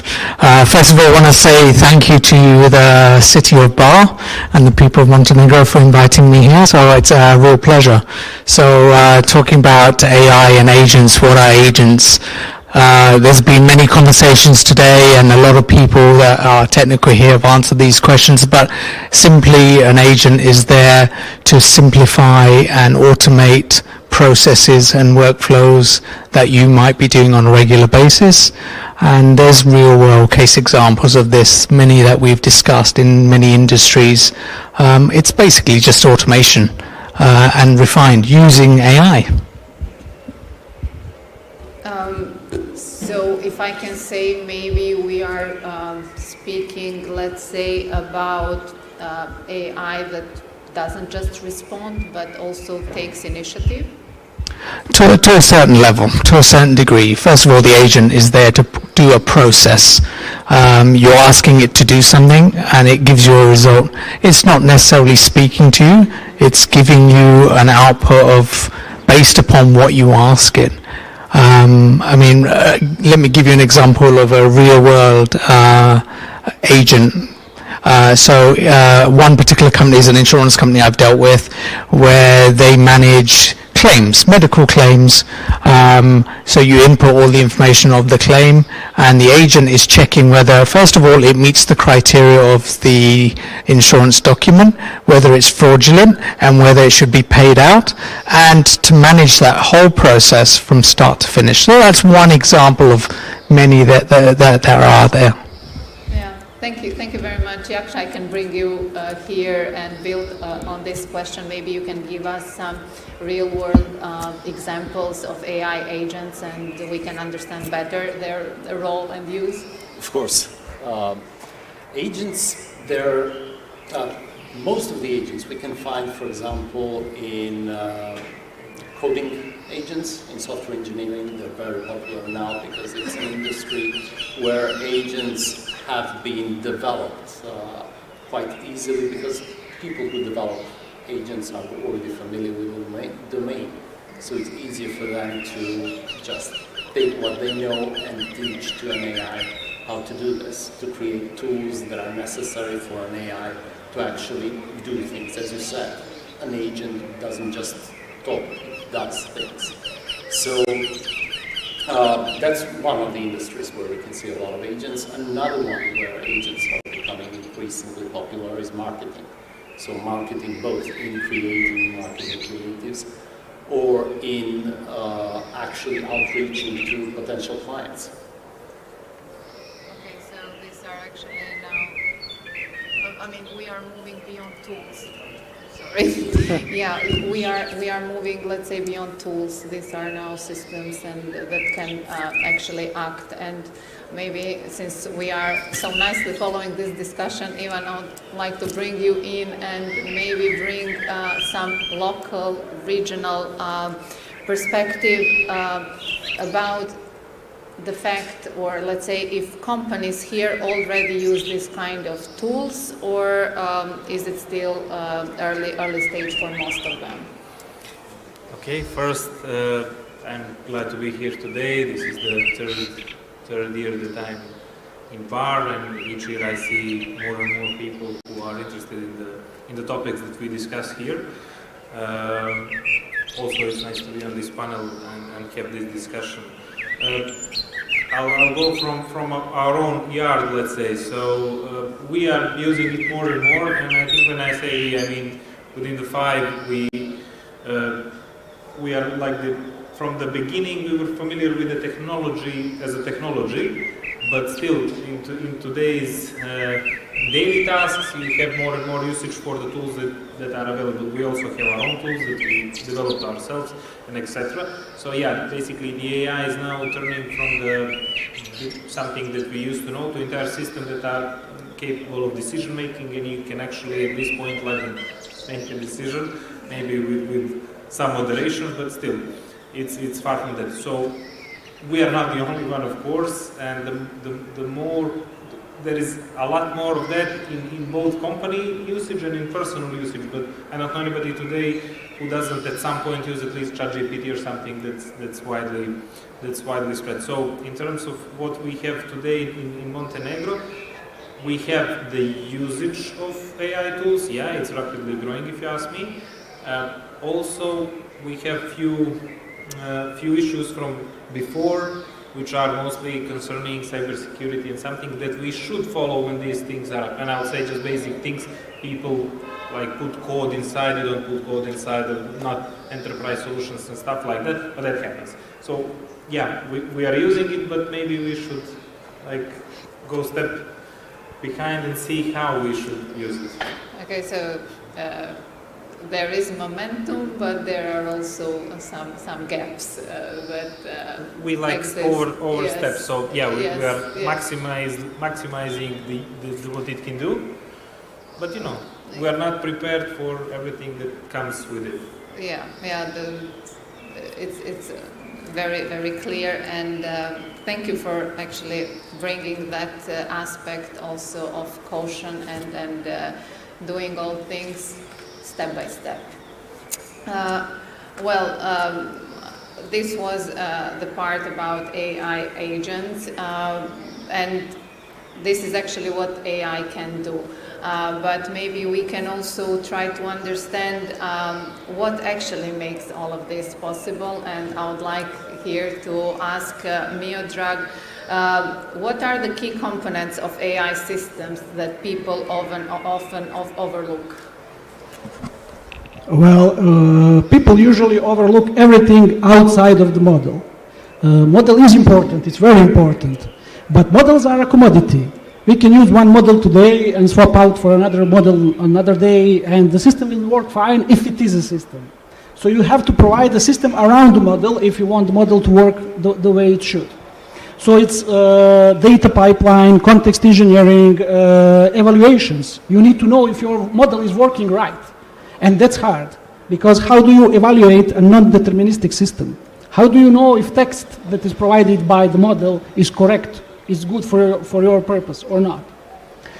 The model should be more Batman than Spider-Man, if we take these figurines here, because Batman has a lot of gadgets. He has a Batmobile and stuff around him, and this is what models need also. They cannot work on themselves. They can work, but this is ChatGPT, and that's it. If you want a model to be more independent and to work, to do more stuff, you need to give them tools, gadgets, let's say. You need to give them a Batmobile. You need to provide them with the infrastructure that you would provide also an employee. When you hire an employee, you don't tell them go work. You give them something, you give them tools for work, you give them an environment in which it will work. So that's the same for the AI models. Thank you very much, and thank you for also all these metaphors that made everything so much clearer and easier to understand. Dipesh, when we say AI infrastructure, what does that actually mean in practice today? So yeah, when we're talking AI infrastructure, traditionally AI infrastructure is CPUs, GPUs in cloud. But I think now, moving forward, we're at a stage where AI infrastructure isn't just about the GPUs and CPUs. It's about the model itself. It's about building an AI models and LLMs. It's the ability to deploy, and then once you're deploying, it's the ability to manage that infrastructure. And then AI is growing rapidly. Agentic AI especially, generative AI, you've got to have the ability to scale. And right now, we're at a stage globally where we have a shortage of infrastructure globally. I think over the next couple of months, you will see that prices of infrastructure will go up. And more countries, companies, and individuals want to build data centers. Why? Because we have a shortage of infrastructure. So it's rapidly changing, rapidly growing, and we need more and more of it. Thank you. So, there is a lot going on behind the scenes that we are not really thinking about, and that we are not very aware. But thank you, actually, for making that point. Even back to you. From this business, regional perspective, even local, national, how does the infrastructure affect what companies can realistically build? Especially, I mean about smaller markets as Montenegro and the region of the Western Balkans. Depends what we mean by infrastructure. If we are speaking about developing it from the scratch, then there is not much we can do, I guess. It would be pointless, business-wise at least, not in other terms like security and stuff. But the infrastructure is very expensive, both for training and even the usage one. So. In terms of that, if we take that out of the equation and speak just about tools, then yeah, we can do basically everything that everybody else can do, because everything today is accessible to us. We also have HPCs available over our borders, so yeah, everything is accessible if you generally need it for something. So the question is whether it's cost effective and necessity in the end. But there is also another kind of infrastructure that I would mention, and that's let's say infrastructure for public sector. So, for example, we want to use this in public sector. What crossed my mind a few weeks ago is we don't have the way of implementing that into any system, because it's, for example, you need to use resources which are changing, like the usage change, the amount that you need to spend change. We don't recognize that. Like by our law, we can buy things, implement things, and support things. We don't have something that moves price. So AI in this case, it can be very tricky. You can implement some system, it can be widely spread and used, and then the cost will be higher than predicted. So that type of infrastructure is something we need to think of, and like everything, considering AI is generally now a topic in the EU, and we are joining, and they have the EU Act on AI and everything around that. But Montenegro should probably focus in how to implement this into the public sector.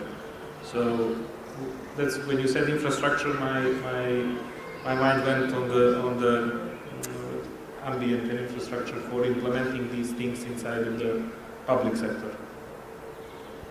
I mean, from your answer, I can get that there are a lot of possibilities, but also a lot of limitations. So, or unknowns. Or yes, something like that. Yes. Well, very interesting, and I think that all this conversation is bringing us to the bigger picture and what all of this that we mentioned till now affects the future business outlook. Maybe I can go back to you, Dipesh, and also a term that we hear more and more is AI native company. What does that actually mean in practice? So when we're traditionally talking about AI native companies, the way I see it is where the AI forms a core part of the business, that the business would not really function without the AI inbuilt. But I think you're finding companies are adopting AI and putting it in as a plug-in, let's say.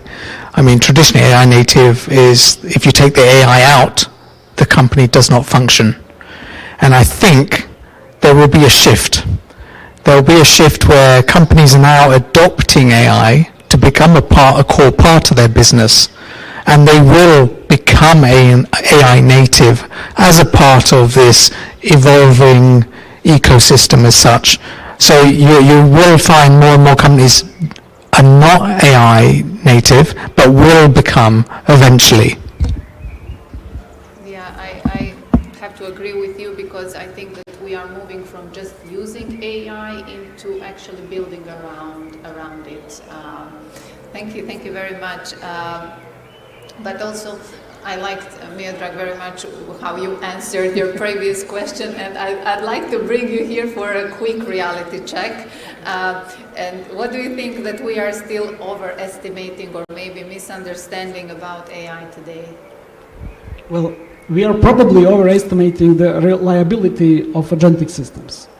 We now have systems that work independently, totally autonomously, 24/7. But these are systems that hallucinate or make mistakes, and if you let them do it over and over and over again, these mistakes accumulate. And if you don't have, for now, a human oversight, it's very hard to get out of this loop. This is also for human native systems. This is not something that is only happening in AI systems, but in AI systems we tend to kind of rely on these systems because we treat them as intelligent systems, and they are, in a sense, intelligent systems.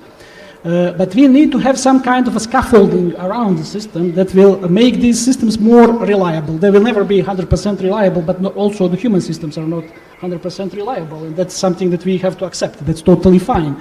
But especially when we talk about applications in conservative industries like banking or medicine, we need to have a higher level of reliability ensured when we develop and implement these systems. And we are working on that. It's not like we are just watching from a side what's happening. We are working on that, but this is still young. This is still young technology, and we need to develop new processes, new scaffolds around the systems that will make these systems more reliable, and therefore these traditional industries more ready to actually accept these kind of systems. Yes, the fact that we really need to work on being more reliable is very, very important, because this is how AI is actually going to become an integral part, and we can also as humans feel safe, let's say, about using them.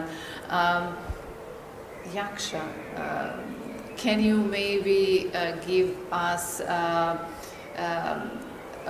a look ahead of how is everything going to look in 2 or 3 years, kind of a prediction, because we are hearing a lot of possibilities, a lot of great things going on, but there are also a lot of alerts or cautions that were brought up by each one of you. So what do you think is going to change, or how is everything going to look in the next years? So thank you, Nelly. That's a really difficult question. The future of AI, the future is beautiful and scary. And in a sort of way, it's already here.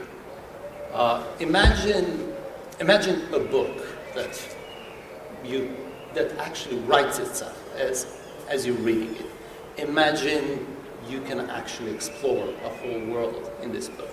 Imagine meeting characters where each one of them has a separate memory, has a separate personality. Imagine systems that swarms of agents that write software, that coordinate and write software, compressing projects that would normally last years into mere hours. Imagine software that evolves automatically, that creates these evolutionary trees of versions of software. All of that is not the future. All of that already exists. All of that is running on my laptop right now. The future is really applying that to our daily life. It's just really deploying this thing. Of course, the models will become more reliable, they will become more efficient. We will hopefully get rid of the availability of GPUs, and all these little improvements will keep on going. But really the most difficult part, which is non-trivial, is really just deploying this into our daily lives. And this brings us to the scary part. So when will we have corporations running entirely on AI, a completely AI-driven corporation, or the society as a whole? I mean, there are certain advantages in using AI in public procurement, for example. Well, that probably will never happen, because it's not just a matter of technology. We already have the capability for that. We already can compensate for the unreliability. We can bring in feedback loops. We can bring in various kinds of testing. What we cannot do is, the problem is really organizational. What we want is to have humans control and steer the AI. We want to have human oversight so that we can represent our interests. And that's one of the scary parts. The other scary part, of course, is the Terminator scenario. Is the AI going to go rogue on us? I don't think so. Actually, it's turning out that it's not going to be a rogue AI that ends the world. If it's going to end by the hands of an AI, it's going to be humans, ruthless humans, using AI to do ruthless things. Well, thank you. But let's not think about the apocalyptic scenario and stay focused on all the good things that AI can actually do for humans, because I think that as long as humans actually are in charge, then AI can truly be useful. Of course, we are also seeing the bad part of AI in terms of also a lot of cyber crimes and also deep fake usage and all of that.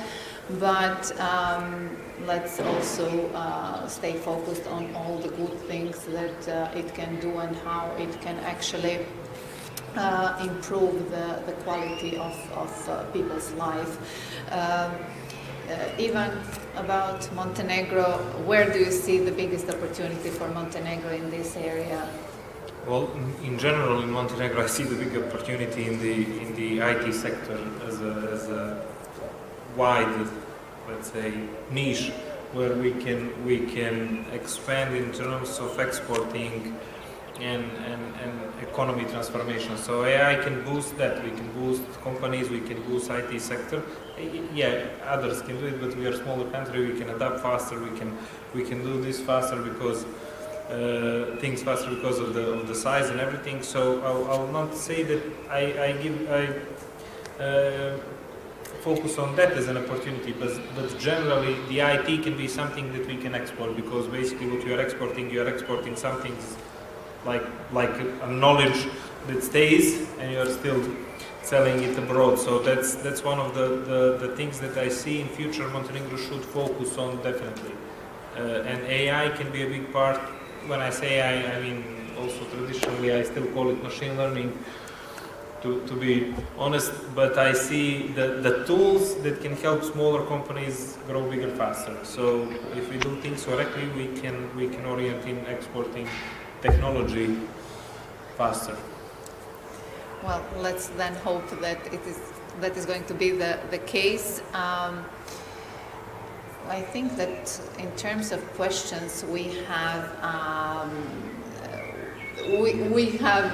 come to an end. But if any of you would like also to give as a last message for this panel, what would be that?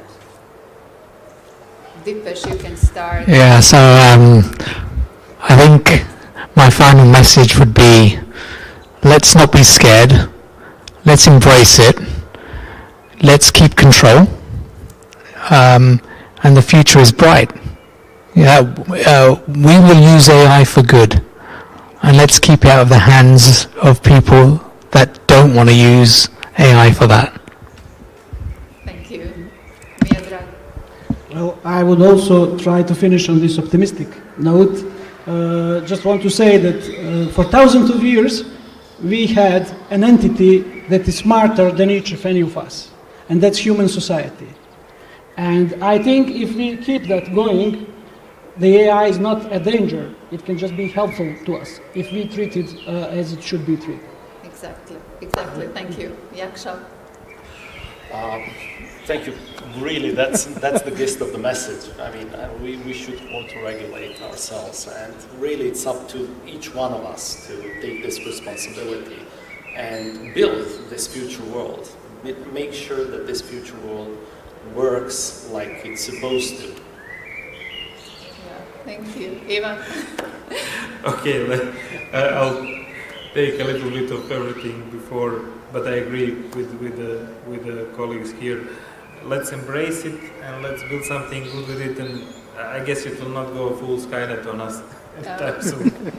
Thank you very much, and thank you for keeping also this very optimistic note. What I personally took from all your interventions is that AI is not anymore a tool. It's becoming actually something more fundamental also for businesses, but if I may say also in our daily life and in almost every now segment of our life. I don't know if there is a planned Q&A, but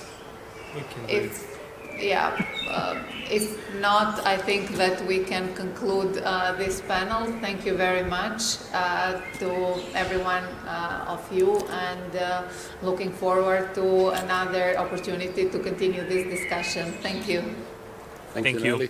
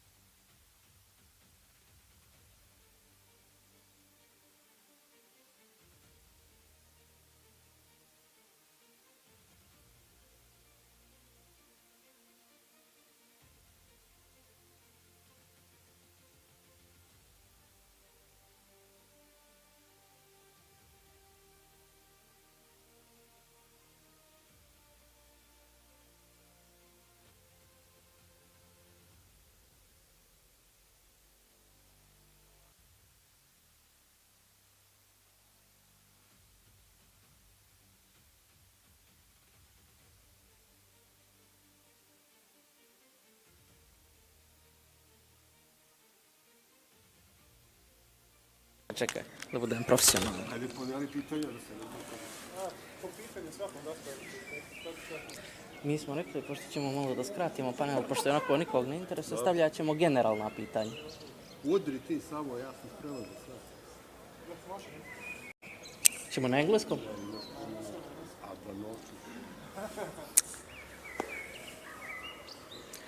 Može? Good afternoon, everyone, and welcome to Building Web3 Startups in 2026, from zero to traction.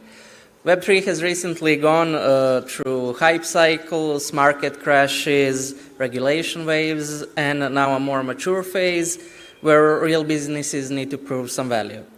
Today, we are joined by some excellent gentlemen here with a lot of experience and really good connections and history in the industry. And I hope that we can all learn something from this panel, from builders to investors to founders. So, starting from Josip Lah, Nikola Mandic, and also Srđan Ivanović, please, let's open this panel. So, my first question would be, how do you think the current market situation has affected Web3 startups and how founders operate currently? Open question. So if you ask me, I believe that Web3 market currently is looking awful because there is a big disbelief between what founders have expected and how they actually react to what is happening. So there is definitely a lack of capital inflow, but this is still like a room for the right builders to show up and propose the meaningful solutions. Because I believe that like 2 years ago, if we go back, we have proposed many projects that didn't even need blockchain. We tried to wrap everything into the blockchain. We tried to get a lot of things that can live probably without the blockchain to live on the blockchain without any meaningful thesis why we should be doing that. And if you look today, the landscape have been changed. Probably there is a lot more institutional narratives that people are following. There is a lot more, infrastructure products that are operating in the regulated markets and trying to provide the infrastructure for the large banks and the wider adoption with the liquidity that can actually back up this industry. To not go too wide, I'll let the others tell something. So let's continue the discussion, yeah. Okay. I can jump in into this. You said, what was the question? It was how founders are adapting into the current market conditions? Yeah. Okay. So the way I see it as well, a lot of there's been, crypto has a lot of hype cycles, right? And specific regions. One was the NFT cycle, which we saw, and that went sort of down the drain at one point. But in general, what I see happening now, especially from the accelerators, which are very well known within the Web3 space, is that founders are building, as Nikola said here, a lot of in the previous 2 years, we wanted to put blockchain on top of everything. And now what's happening is that blockchain is running in the background without the people knowing that it's running in the background. Yeah. And I see a lot of founders going into that direction, sort of not necessarily pushing their startup as Web3, but having blockchain run as a technology in the back, while it's targeted towards more retail customers. And this is what we see with Polymarket now and a bunch of other prediction markets and companies which are coming out. Yeah, so just to add on top of what Josip said, and sorry, Srđan, I'm probably interrupting you, but I think earlier we have been tech driven, and we are currently in the phase of transition where we are figuring out that probably every successful startup needs to be driven by the business, and technology is just the solution behind. So now we are resolving business and trying to actually close the deals, bring the money to the table, and then create the technology that will satisfy the need of the customers that we have on the table already. I'm not so optimistic, guys. Thank you for your optimism. It's good to see young guns being optimistic. I think that we have a completely different game last year, and that startups have to navigate through really, really rough terrain.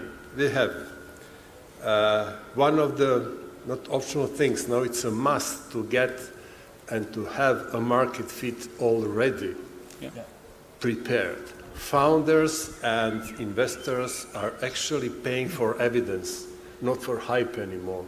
Like real data, on-chain, wallets, retention, your possibility as a startup to repeat how you gain your users.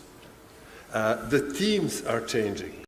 Like before that we had even when we started our small project, we had teams with traditional roles. Now, with AI, we need to restructure the teams completely. We need ninjas who can use actually AI on the benefit to be multitasking. Traditional roles, burning money also doesn't cut the corner anymore. Now startups need to prove before they get the money what they're doing. They need to build a treasury. This is very important at this time. Usually we were like collecting some money, burning some money on high salaries, and now the shifts are crazy fast.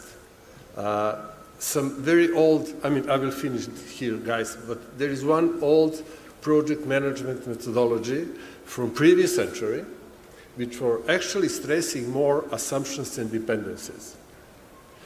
Nowadays, Scrum and other methodologies are usually observing just risks and issues, but this is not enough. Now our project assumptions can actually shift in 2 or 3 days. Dependencies are so strong now that you can build something on a certain model in 1 week, you have different model. Your code is not valid anymore. So it's not easy, but it's very challenging and I think joyful because all of us, we have to start learning again. To learn to pivot and to actually deliver very fast and to be laser sharp like a ninjas. I think this actually touched upon some points for a question I also had prepared, which is what are some mistakes that founders and startups should look to avoid this year and in probably the coming year? I think it's mass hiring. You shouldn't be hiring the mass number of people. You should be focusing on actually hiring the people that can deliver, leveraging the AI and all the innovative technologies that are available as resources. You are probably in the position for the first time in the history where you can ship something really fast. You can test out the market, validate the idea, validate the traction, and actually, show that you are capable of understanding both the business and technical requirements and delivering on both sides. So I think that probably the model that we have been seeing earlier was like, okay, we are a startup, we raise like 5, 3, 7, 10 millions in the seed round, then we hire a bunch of people. 6 months after that, we are in the financial troubles and we probably cut off 70% of the team. We either find a new investor like we are at that project. I think now small teams have the room to make some traction and show the exposure to the market by shipping faster and actually delivering. Because if we follow the basic principles of the organizational design, probably it's well known that 5% of the people in every company are actually the people that deliver. And I would add on to that as well. I cannot stress this enough. We work with a lot of different Web3 startups which are growing within the space, and for 70 or 80% of them, founders don't understand that they don't have a product market fit, or that the retention is not there after the initial hype, as you said, Srdjan, as well. And this needs to be addressed. And now, as more institutions are going in, more traditional VCs are going into the blockchain, this is what they're looking for. This is KPI driven. When you have investments, you need to know what is the life cycle of a customer that you have on the app and how much revenue is that bringing to you. And that goes directly into the product market fit, right? So one mistake that they're making is you jump on a hype train if something new narrative comes in. And of course it's good, but at the end of the day, 3 months in, your product is obsolete because the narrative has shifted away and you're not adapting for the future. So that's my main thing, which I see that there's a switch now happening. Yeah, I agree with both of you. Thank you, guys. You also gave me some let's say, baseline that with AI converging to blockchain, we have to be aware that Web3 actually expanded. I will not go to founders, this is your village, not mine. I'm more on the operational side. What I noticed is that now, if you cannot explain your product value in 2 sentences to someone who is not in crypto, you don't have a product fit at the moment. So a value-first approach from the startup side, it's, I think, really crucial. We have to build on like use cases and consumers. They are not a niche inside the blockchain. If you are creating a startup with some product that are targeting like 10,000 people, users, that it is your like a client profile, then you are missing the point. This is, I think, really, really, really important in this moment, because we are all limited with our blockchain mind. Probably, yeah. Like earlier today on some panel I was attending it, we talked about how actually institutional rails look like and what drives them, and the answer was sticky capital. And I think that like even startups now are looking for the sticky capital and preservable ideas. So like 5 years ago, I think the ideas have been following the narratives, and probably this is the major issue and the reason why most of them died. Today, I think to be able to build a startup in these market conditions and with this saturation of the Web3 industry, you need to build the actual, concept around the idea that can probably thrive through different, periods, crypto winters, and actually have a goal to bring the revolution to some process in some industry. Either it's like reduction of the operational costs, or it's like on the settlement side, or it's just like the traceability, whatever, but you need to easily be able to bring value on some vertical and then like constantly be building around that to showcase that you are the solution to bring that value to the industry. Now that we touched up on AI a little bit as well, I had a question for Josip, which is for startups looking at growth this year, what can they automate with AI and what is more of still manual community trust thing? You can definitely not automate community. That's for sure. And one thing... should. Yeah, but it's still, it's that touch point with the people and how the product, like Web3 is very much built from the grounds up in terms of the community side. And then when you place a bot there, no matter how good it is, it's not going to get that connection, right? But on top of all of this, there's crazy big automations coming in terms of the content, in terms of the advertising, in terms of the social media, what you're able to do.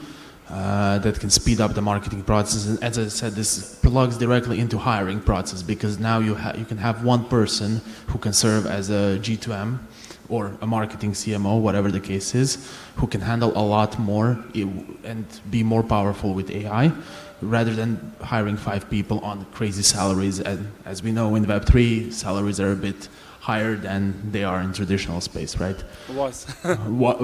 Yeah.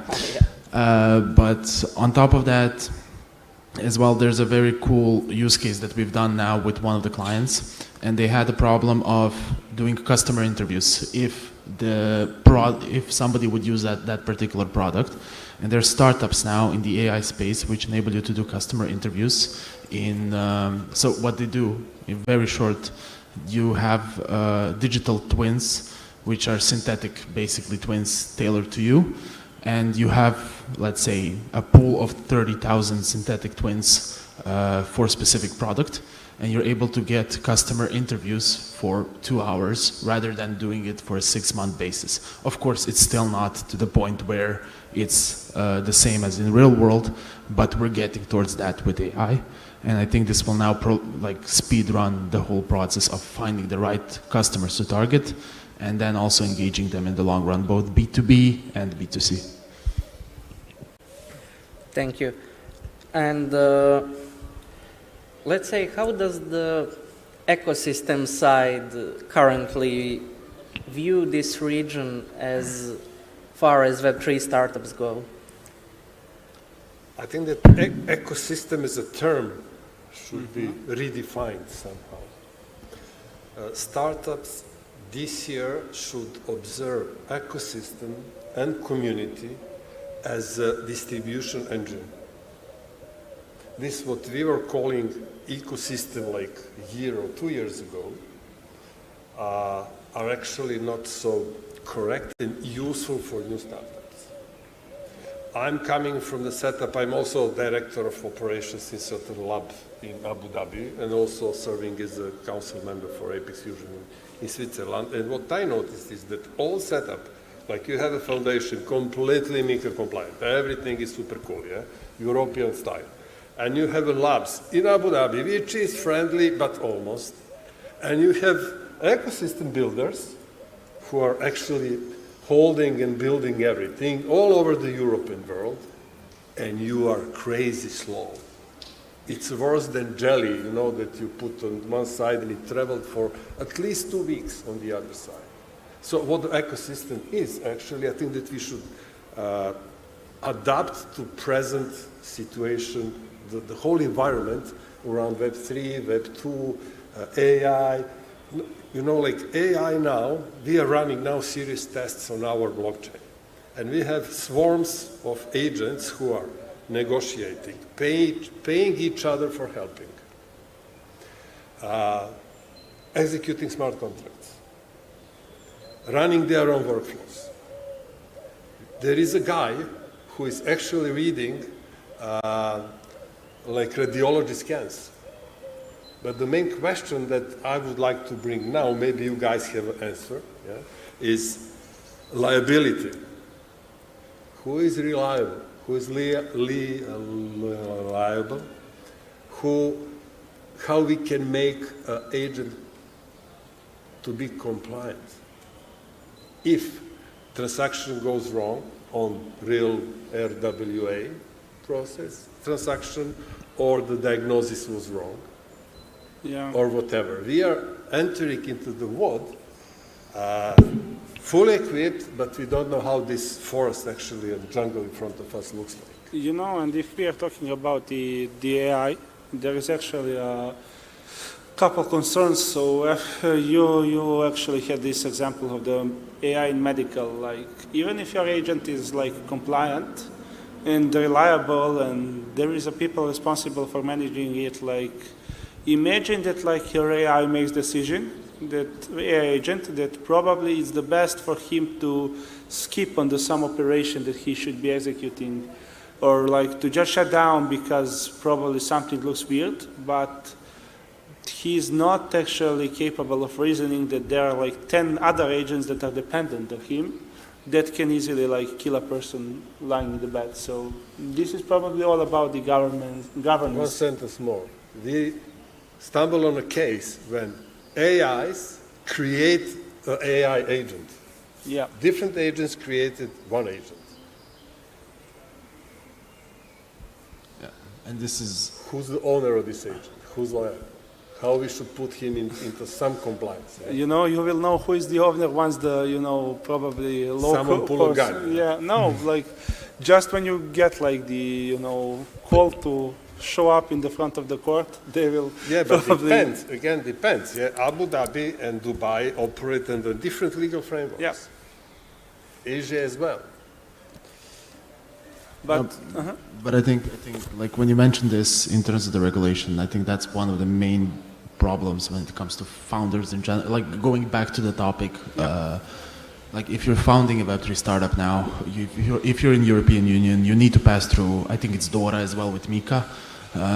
Like you need to be compliant. That takes time. Those are regulators. You need to talk to them. You need to set everything up. I know how hard it was to get Red Hat certified and things like that from the cybersecurity standpoint. But then when you go on to this, it's even more because it's regulations, it's banks. And I think a lot of these founders are now a bit more, I wouldn't say turning, like AI is the new thing, so they're going more into that. But also the regulators need to adapt to new founders who are coming in, who want to build. And based on that, also allow them to, you know, not go through 2 years of regulation processes, because in 2 years the whole narrative and space changes.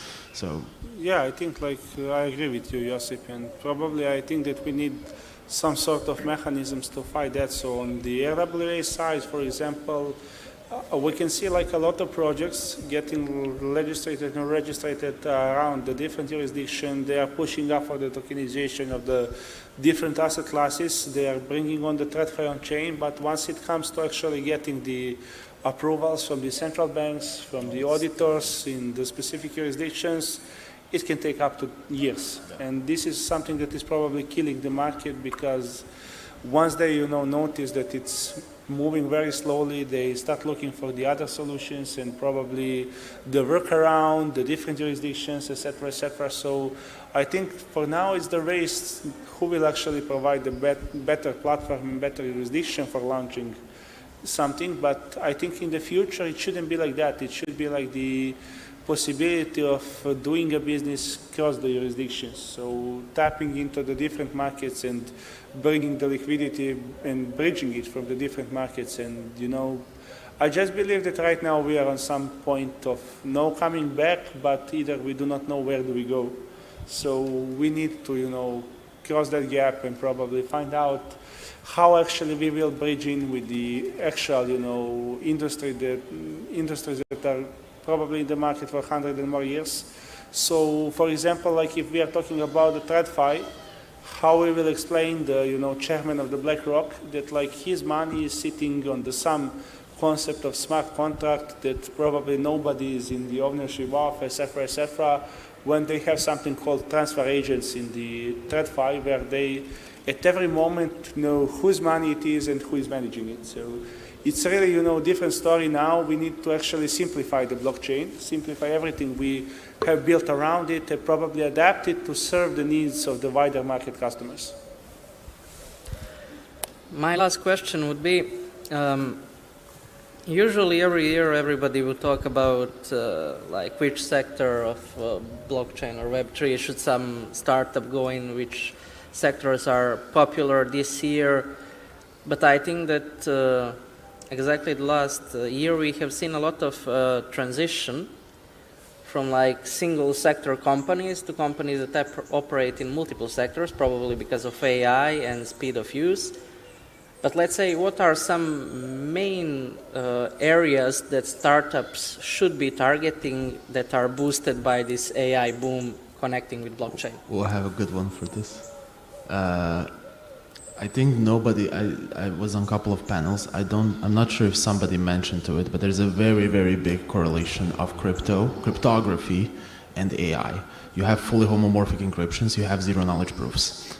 AI currently as LLMs, those are black boxes, especially the ones who are not local, who are, Anthropic, whatever the case is. And a lot of as we progress into the future, like if you're going to get medical records from patients of, tens of thousands of them, you want this data to be secure. And currently, I believe it's very costly. I'm not very deep into it, so I cannot say how much it costs and things like that. But I think the intersection between the cryptography in general and blockchain, which is on top of it, and then the AI when it comes to the data itself, I think this is the intersection to go into. Thank you.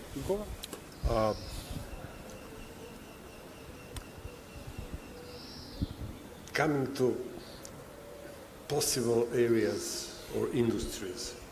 Well, AI developed, even now, completely new industries, actually at the edge of AI and blockchain. And if we accept this, we can discover that there are many areas that we can build by thinking, accepting that blockchain is a trust layer, when you can verify information. And AI is bringing a level of intellect, of knowledge, of potential. I see just several new areas that blockchain actually managed to break through, and all are actually connected with trust, but not so much things that are connected with intellect, with knowledge. So I think that we will discover, actually this year, where we can combine these two. wrapping blockchain with AI is not a solution. Now everybody can program. Even I, like 62 years old guy, made the agent on some testnet in 6.5 man-hours. This is ridiculous. Together with some front-end, dashboard, everything. So obviously, this is not the way that we should proceed. There are some other areas. Real world asset management is one of them. Some political influence should be put on table, that we also go to direction of let's say, government usage. And there are some space, I cannot go more into the detail, but different approach will give a different result. If you're repeating the same way, pattern of thinking, we cannot expect different results. That's it. Yeah, and I'll just add on top of this, the probably most proper way to tackle this question is to think like an investor. So in 2026, as an investor, I think like when somebody tells me, we have the idea and probably our client is a bank, I would ask him like which bank. And probably if he just doesn't have the answer, I probably will skip that one. So like to stay concise on that, I think that quantum resistance is definitely the topic and the vertical that is worth of the exploring. Agentic governance powered by the blockchain, tokenized money market funds, and private credit. Thank you. That would be the end of my questions. If anybody has any closing thoughts.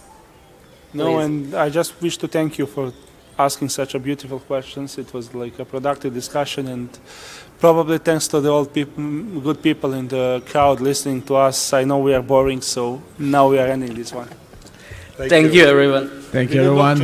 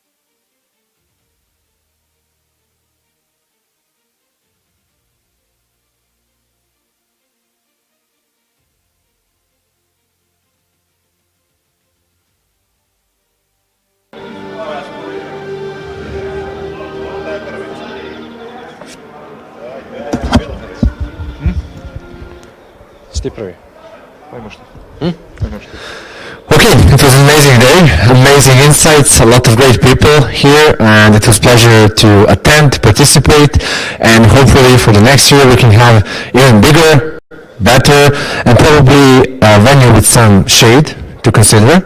But okay, sunshine didn't hurt today. So anyway, thanks everyone for participating, for listening to us, either here or through the digital media, and see you again next year. Ivan, anything else? Big thanks to you, Luka. You really helped a lot with your great experience, and for the next year we for sure will do some changes. Of course, we will have robotics.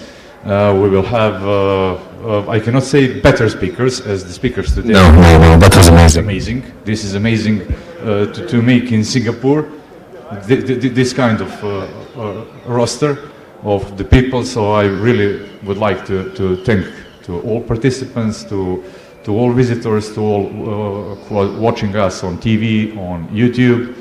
And we promise that next year we will try to do it better, same as this year is better compared with the past year. Thank you all. Thanks again to the municipality. Thanks again to the organizers, to Participants, speakers. Participants, speakers. Okay, I think, and don't forget to be at the party at 8 p.m.